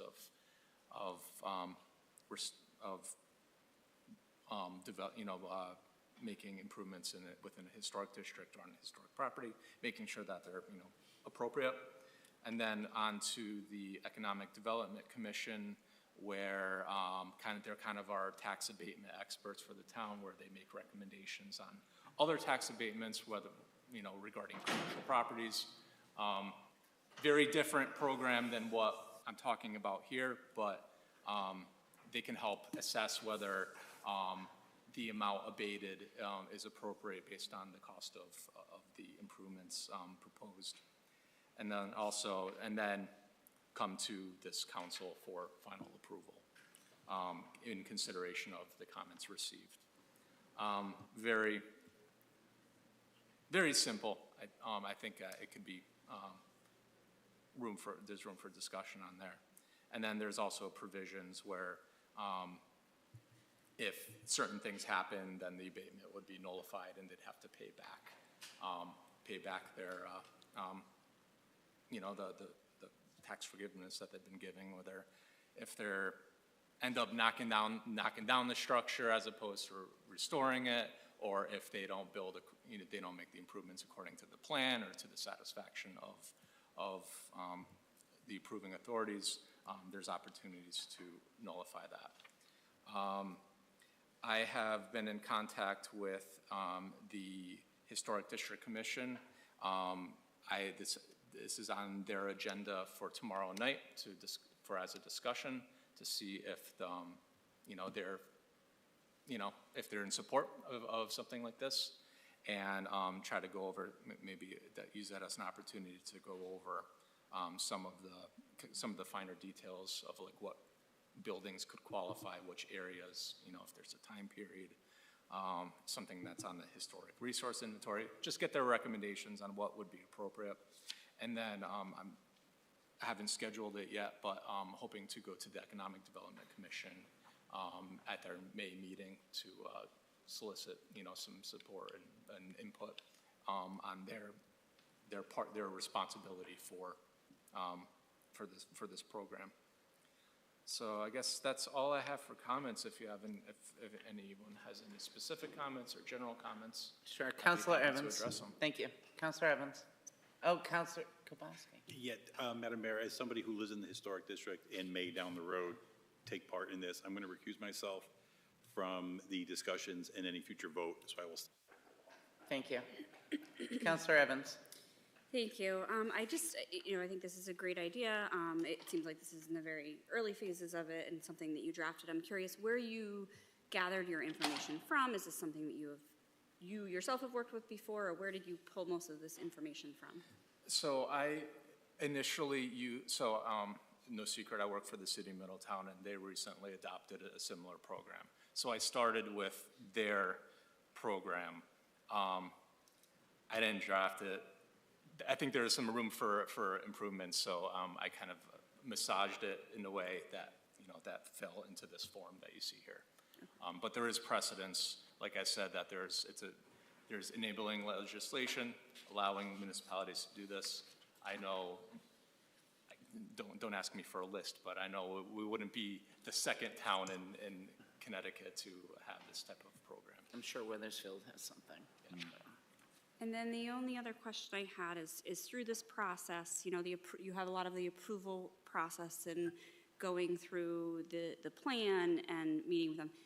What would that end process be? Would it be an inspection by the town? How would we kind of close this off and ensure that the work was done to what their plan was and to kind of finalize that approval of the tax abatement? What would that look like? Well, typically, if when you have if you want to do additions or whatever you want to do, you have to have a set of building plans to go with. And in this case, there would be architectural plans where it would have, depending on whatever the project is, but there might be floor plans, there might be structural analysis, there might be elevation, plans for modifications to the exterior, types of windows, types of siding, all that would be spelled out. And then it would go through the approval or the review process with the Historic District Commission, and then the town with the building department to make sure all building codes are being complied with.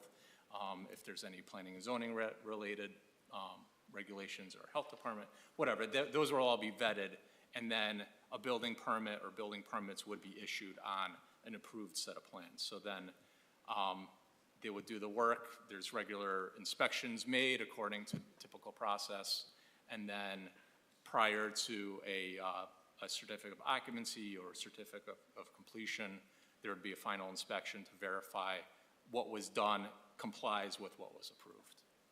So our town inspection, based on the building permits, there would be something that inspector was aware of, that this person had applied for this tax abatement, that then would go back to the commissions to finalize the tax approval? I would imagine, and I'm just kind of shooting off the cuff a little bit, but I would imagine if we were to do a program like this, we would probably build it into our online permitting system, Viewpoint Cloud, similar to the tax abatement program that we have already built a process in, so people would apply online. That application then goes through all our different departments for their initial review. It goes to all the different committees and boards for their review. And then the nice part about Viewpoint Cloud is that would tie in with the actual building permit process, because they have their own permits in that system as well. So at the completion of the actual building itself, when they go to get the certificate of occupancy, I'm sure one of the required check boxes would be something of a review from one of the commissions or whatever other requirements we decide to put in there. So it's not really a large increase in expectation or work from our town, or it would be covered through an extra permit fee that would... It would probably be an activity that somebody's going to have to do in terms of checking off a box within the system. Okay, thank you. Councilor Paterno. Thank you, Madam Mayor. Thank you, Councilor Kozakowski. I can support this 100%. I think it's a great idea. We've got private developers who are looking to help support historic buildings in this town. That's great. I think the only but I have in this is I would prefer that once someone came up with the project, they just go to planning and zoning with the advice of a historic district commission and jump through all those hoops there. So all that we have to deal with at the end of that process is what will the tax abatement be? Because I can't see us reviewing plans and zoning regulations. Just as a suggestion, let them go right through planning and zoning. Yeah, I think the intent would be having the appropriate bodies, review and make their recommendations to us. Councilor Gamble. Thank you, Madam Mayor. Thank you, Councilor Kozakowski. I think it's a pretty cool plan. I know that the reason why this was brought up was because of that house with a lien on it, but I can see that this being more used by, perhaps folks who want to do a renovation on their house. They have an old wraparound porch that's falling apart in disarray, and they want to fix it. So instead of costing $10,000, it might cost, as you'd say, $50,000, right? And then they would apply for so just trying to play this out, they would apply for a tax abatement on the entire house property. Like if they're paying $10,000, they would apply for a 50% tax abatement for 5 years, kind of thing. Is that kind of how this would play out? Because I'm trying to think, we don't want it to, be a free reno, but you have to put some sort of financial parameters in place, saying up to 50% of the cost of the whatever. Yeah, so I think that the purpose of getting review, I mean, I don't know if maybe the town manager would do that review, but getting some input on what the appropriate abatement schedule would be, so that we're not selling the farm, so to speak, or we're offering more than what's needed to make the project financially feasible. So like in your example, using modern materials and practices, a porch renovation could be, that faces the road that people see every day and drive by, would cost $10,000, but it wouldn't be built in a period way, but to do it with with the appropriate materials and architecture, if I may, cost $50,000. So the delta is $40,000. So is maybe developing a program where they can get that money, saved, down the road, where they provide the public benefit of, we have this nice, beautiful porch that is period to the building and the district, and they have the financial way of achieving that for us. Good, I was hoping you'd say that. I would actually couple that with the idea that, similarly to the way we evaluate commercial tax abatements now, is we look at what value is it bringing to the community in terms of actual dollars and cents. So typically a commercial tax abatement request comes in and it'll go to the tax assessor's office, where she will take her time to review, okay, this is what the current value is. If they do X, Y, and Z on this property, it brings the value to this. That evaluation is extremely helpful for myself and some of the other staff when we do sit down and say, okay, if the value is going up to this, doing a tax abatement of this makes sense for the community as an overall. So to go to your porch scenario, if we have a house with a porch that's falling off of it, we could imagine the value of that home is probably less. So from my perspective, what we would probably do internally is have the assessor look at that home and say, okay, with the porch falling off, the value is currently this. If the porch is fixed and brought to the standards that meet all the historical requirements and done with all this special material, and it's a grade A, whatever it's going to be, then we're going to say the value of that home is now this. And we would do it strictly from a numbers standpoint and say that, okay, it's adding this much value to the community, so as a result, if we abate this much value, we're not giving away everything, but we are giving enough of a break to help the individual get their porch done, but yet still gaining some tax revenue to the town. Deputy Mayor, I'm sorry, Councilor Gamble, continue. Can I go back to my porch example one more time? So I don't know how and my historical friend left.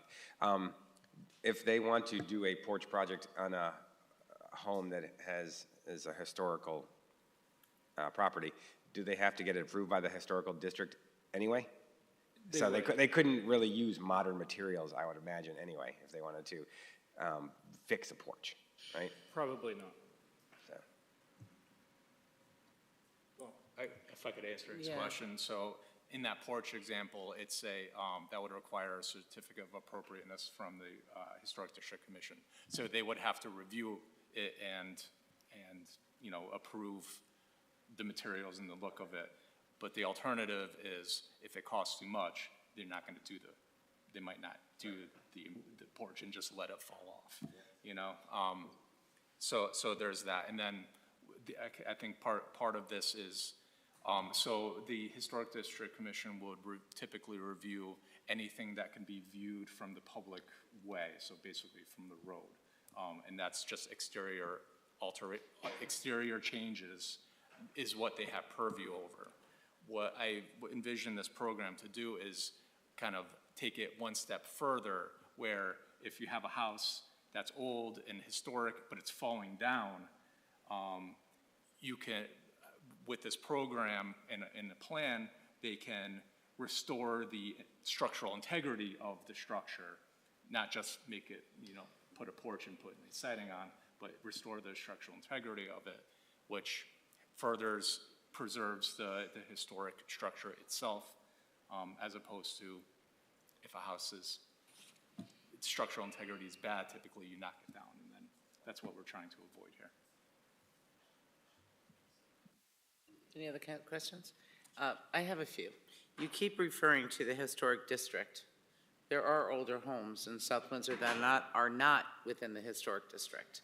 And this historic district the historic authorization, district authorization, is about homes within the historic district. So the historic district would not have an opinion on a home that's not within their district. They wouldn't be able to because it's not within their district. The historic district only covers the historic district in South Windsor. If you have a home that's not in that district but elsewhere in South Windsor, you don't need their approval for anything or authorization for anything. Okay. According to this is what I'm saying, what I'm reading here. And so, because I was just listening to what you're saying. And the other, what is, it says. And may I respond to that before? Yeah, please, Okay. please. So if we go to, yeah, and I 100% agree with your interpretation of that statute. With kind of the work around that. Well, first, in the eligibility requirement that I provided here, which I really want to get solicit comments and feedback from the historic district themselves. But what I put in here as kind of a placeholder for that is preserve the historical or architectural merit structures that is listed on a local, state, or federal register of historic places, or is located in a historic district. So, and that, so it expand beyond that. They might even want to expand it to, they have a list of historic resource inventory where it identifies even more structures that are older that might not fall into either of those categories. But the beauty of this ordinance is that we're not, it doesn't demand a approval from the Historic District Commission, because that would be an expansion of their authority, which we cannot and don't want to do. But the point is to go to them for a recommendation to the council in their assessment or their determination whether an abatement should be granted. But they're only responsible for the historic district within South Windsor. They're not responsible for anywhere else in South Windsor. And I'm not sure if I owned a home, an older home on the other side of town, that I would be having the historical district make a recommendation or not make a recommendation based off of my older home. And not that I can think of one off the top of my head, except for maybe yours. So I'm just kidding. I don't know where an older home is in South Windsor. I don't know. I rent. Oh, okay.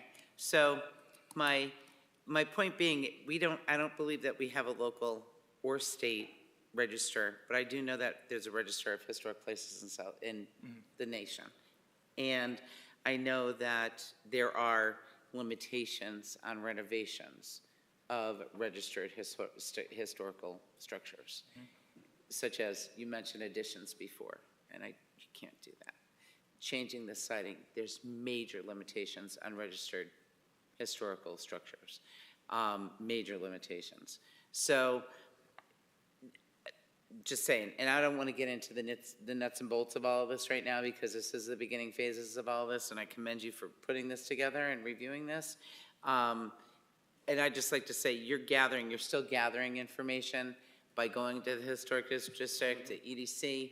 So what I would suggest is, because then this has to go to the town attorney for review and everything else, so this is going to be quite a process, and they don't meet until the end of the month. But thank you for bringing this forward, I appreciate it. Maybe sometime in June, after you gather all your information, you can revisit us and bring us back up to date on anything that you've learned over the process over the few months, and then we can move forward with this to get it off to the town attorney and see where we can go from there. But thank you for the hard work that you've put into this. Thank you, and I just want to add one thing. I am aware of what those restrictions and regulations are. I've provided a staff liaison to various historic district commissions and design review boards in my professional career for many years now. So I am familiar a little bit with what's required, so I would never propose anything that could be outside of the realm of feasibility. Right, and that's great for you. Thank you. But the average person doesn't know, even if they do own a home that's on the listing of the registered homes, what they can or can't do if they wanted to do something. It could become a shock to them once they find out what they can and can't do. So I'm just saying, making that a general statement, that's all. Nothing about you, nothing about, just a general statement. But thank you, I appreciate you bringing this forward. And moving on. We're now on to 13D, approving the Oh, we need Counselor Kabowski back, please. Is he sleeping out there in the lobby? Where is he? Get him. Okay, we are moving on to 13D, which is Counselor Evans, please. Thank you. 13D, resolution approving a transfer of $10,000 from the contingency account to the recreation move to the Old Orchard Hill account to cover relocation expenditures.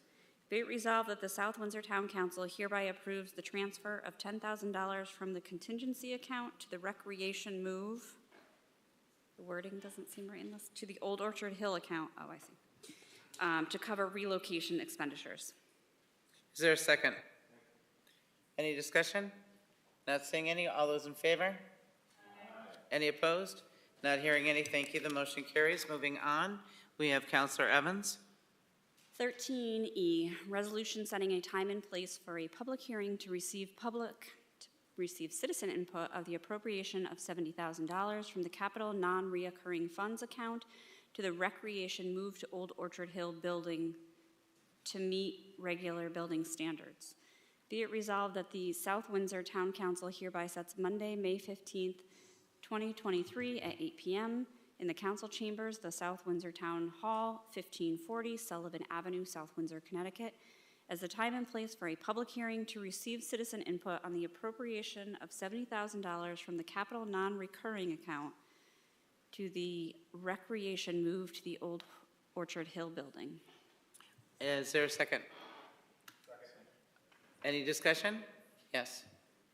Thank you, Madam Mayor. I just think it'd be a good forum to, in the public hearing notice to, and future agenda items is to provide a reference to the address, or at least the road of what the building is, because while we all might know what the Old Orchard Hill building is, you know, that might not be. Can you make a friendly amendment to this resolution, please, then, Sure. to include the address of the Old Orchard Hill building? Motion to amend the resolution. Not a motion, just a friendly. Just a friendly. Thank you. Friendly to include the address of the property referenced as the Old Orchard Hill building. Thank you. Is that accepted? No, Yes. I just have one more comment, Yes. Madam Mayor. Is that the name we're going with? The Old Orchard Hill? Are we ever gonna call it something different, like the Parks and Rec? But even the Parks and Rec, like, we should get a new name. So we have to keep calling it. P.R. Smith. I mean, it was. Can we hold that off for the end Yeah, of, that's fine. so we can get this We- vote? The name may change later, we don't know yet, but, okay. Yeah, So, I think we could just take it under advisement and we'll figure that out as we move. let's just, yes, stick to the resolution, please. So all those in favor? Any opposed? Not hearing any, the motion carries, thank you. Item 14 is passage of ordinance, we have none. Item 15 is public input for any matter. Public input for any other matter shall not exceed 30 minutes. When recognized, me, the mayor, the speaker shall approach the lectern, give their name and address. Speakers shall avoid personal attacks or impugning or alleging improper motive to any person. The speakers may address the council on any item. The speakers shall limit their speaking time to 5 minutes. Is there anyone from the public that would like to speak to the council on any item that is not on the agenda? Anyone from the public?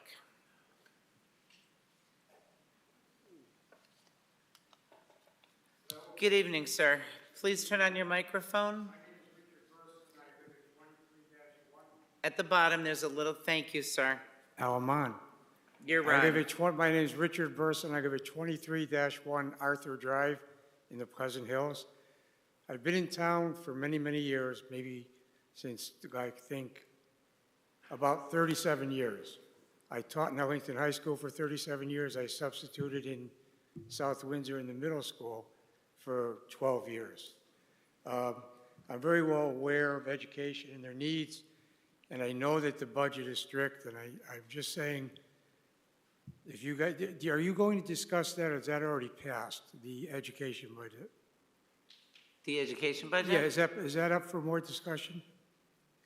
The education budget, sir, well, this is public input. I shouldn't be responding to you. I'm sorry. I apologize. I can't respond to you, sir. I'm sorry. Okay, that's fine.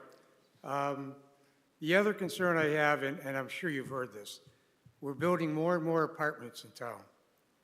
Apparently at Geisler's, I don't remember the number, it's over 100 if it passes and if it goes through.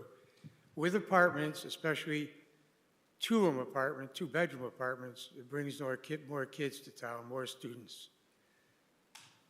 As you know, and we all know, the student population is excessively growing in town. And I think it's because we have great schools. I think it was in either the Connecticut Magazine or the Money Magazine that South Windsor is the 12th best place in the United States to live. And that's great. And you guys are great. I appreciate your time. But I did want to bring up about the apartments because many people are concerned about all the new apartments that are being built and bringing more and more young people to town. That's all I have to say. Thank you. Thank you, sir. Appreciate you speaking this evening. Is there anyone else from the public that would like to speak to the council on any matter not on the agenda? Anyone else? Oh, good evening, sir.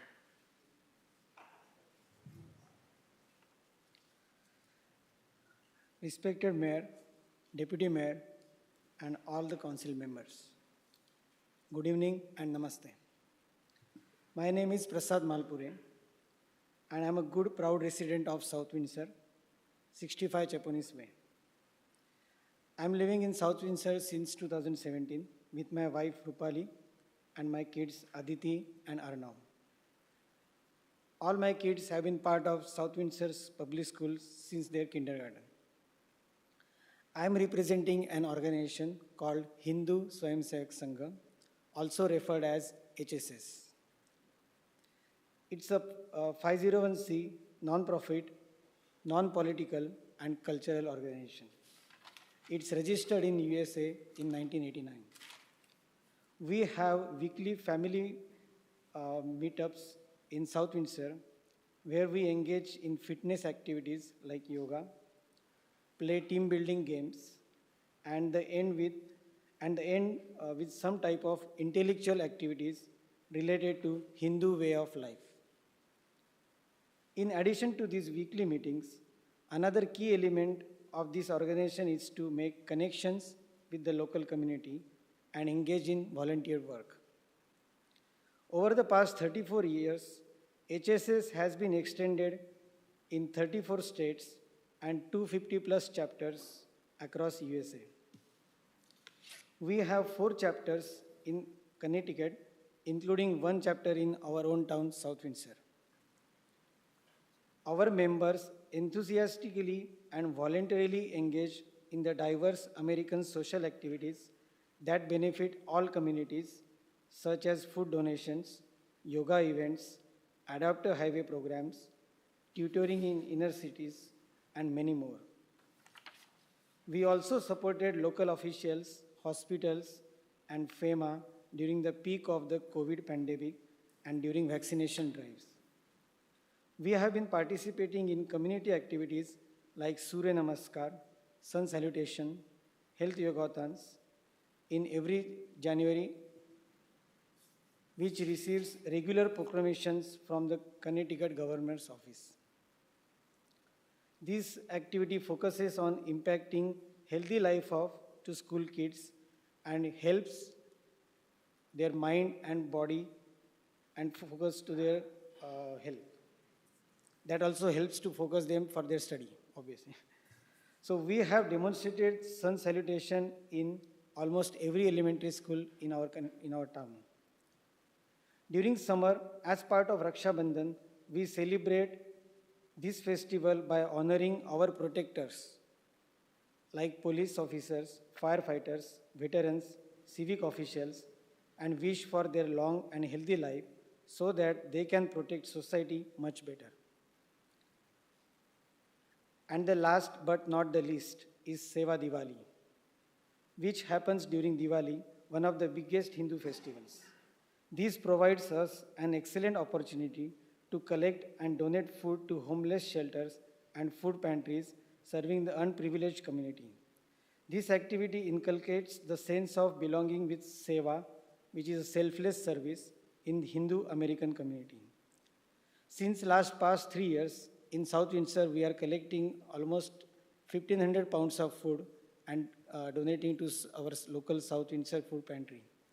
And Mayor Liz, Senator South Sunwars have been actively participating in our events.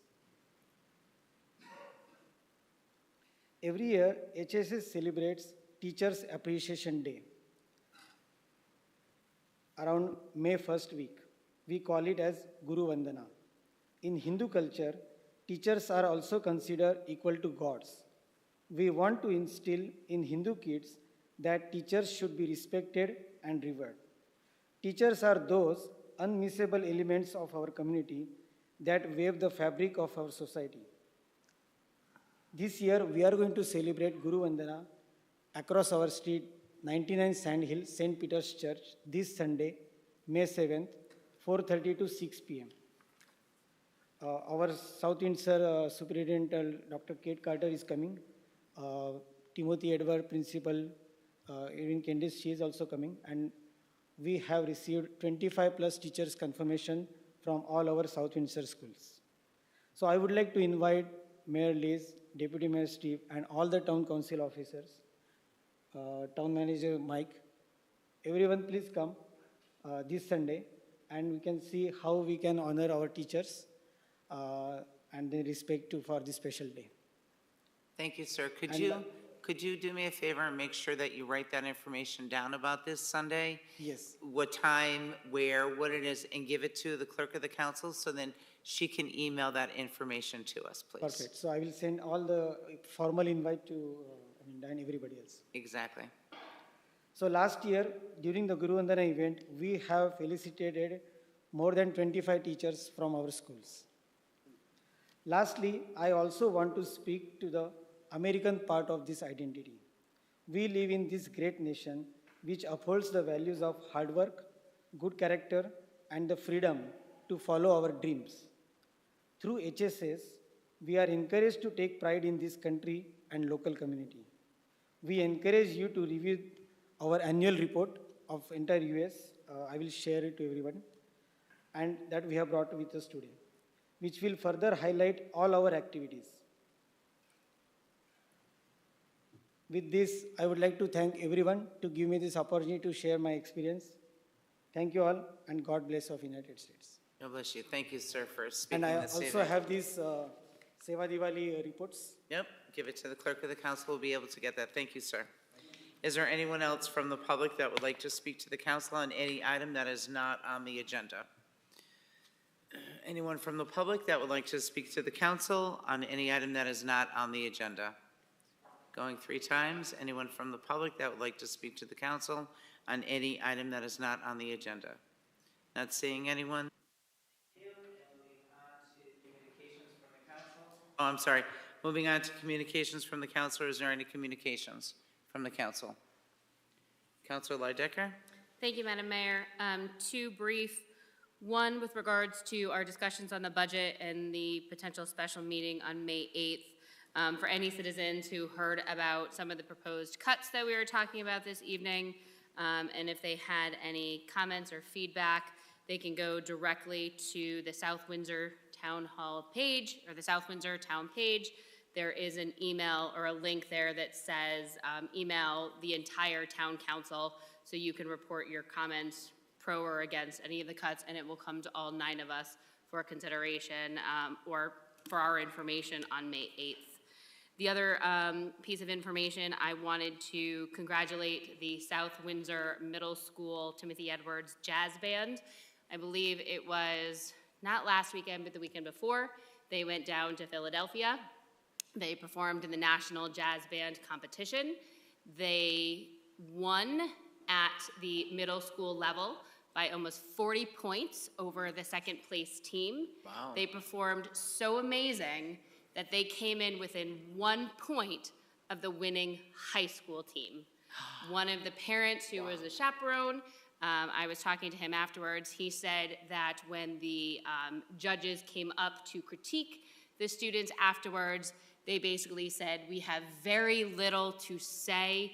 That performance was amazing, and we would have to nitpick the finer details to even make any comments. So the fact that our Frank Marcy, our band director, has taken our middle school and essentially used the dedication of these students to get them to a high school level is phenomenal. So I want to recognize our middle school jazz band. Congratulations. Thank you. Absolutely, congratulations.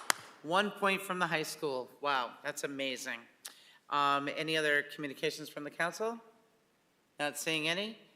Executive session, we have none. So is there a motion to adjourn? Is there a second? And any y'all in favor? Aye. Any opposed? Not hearing any. Thank you. The motion carries. And good night, South Windsor.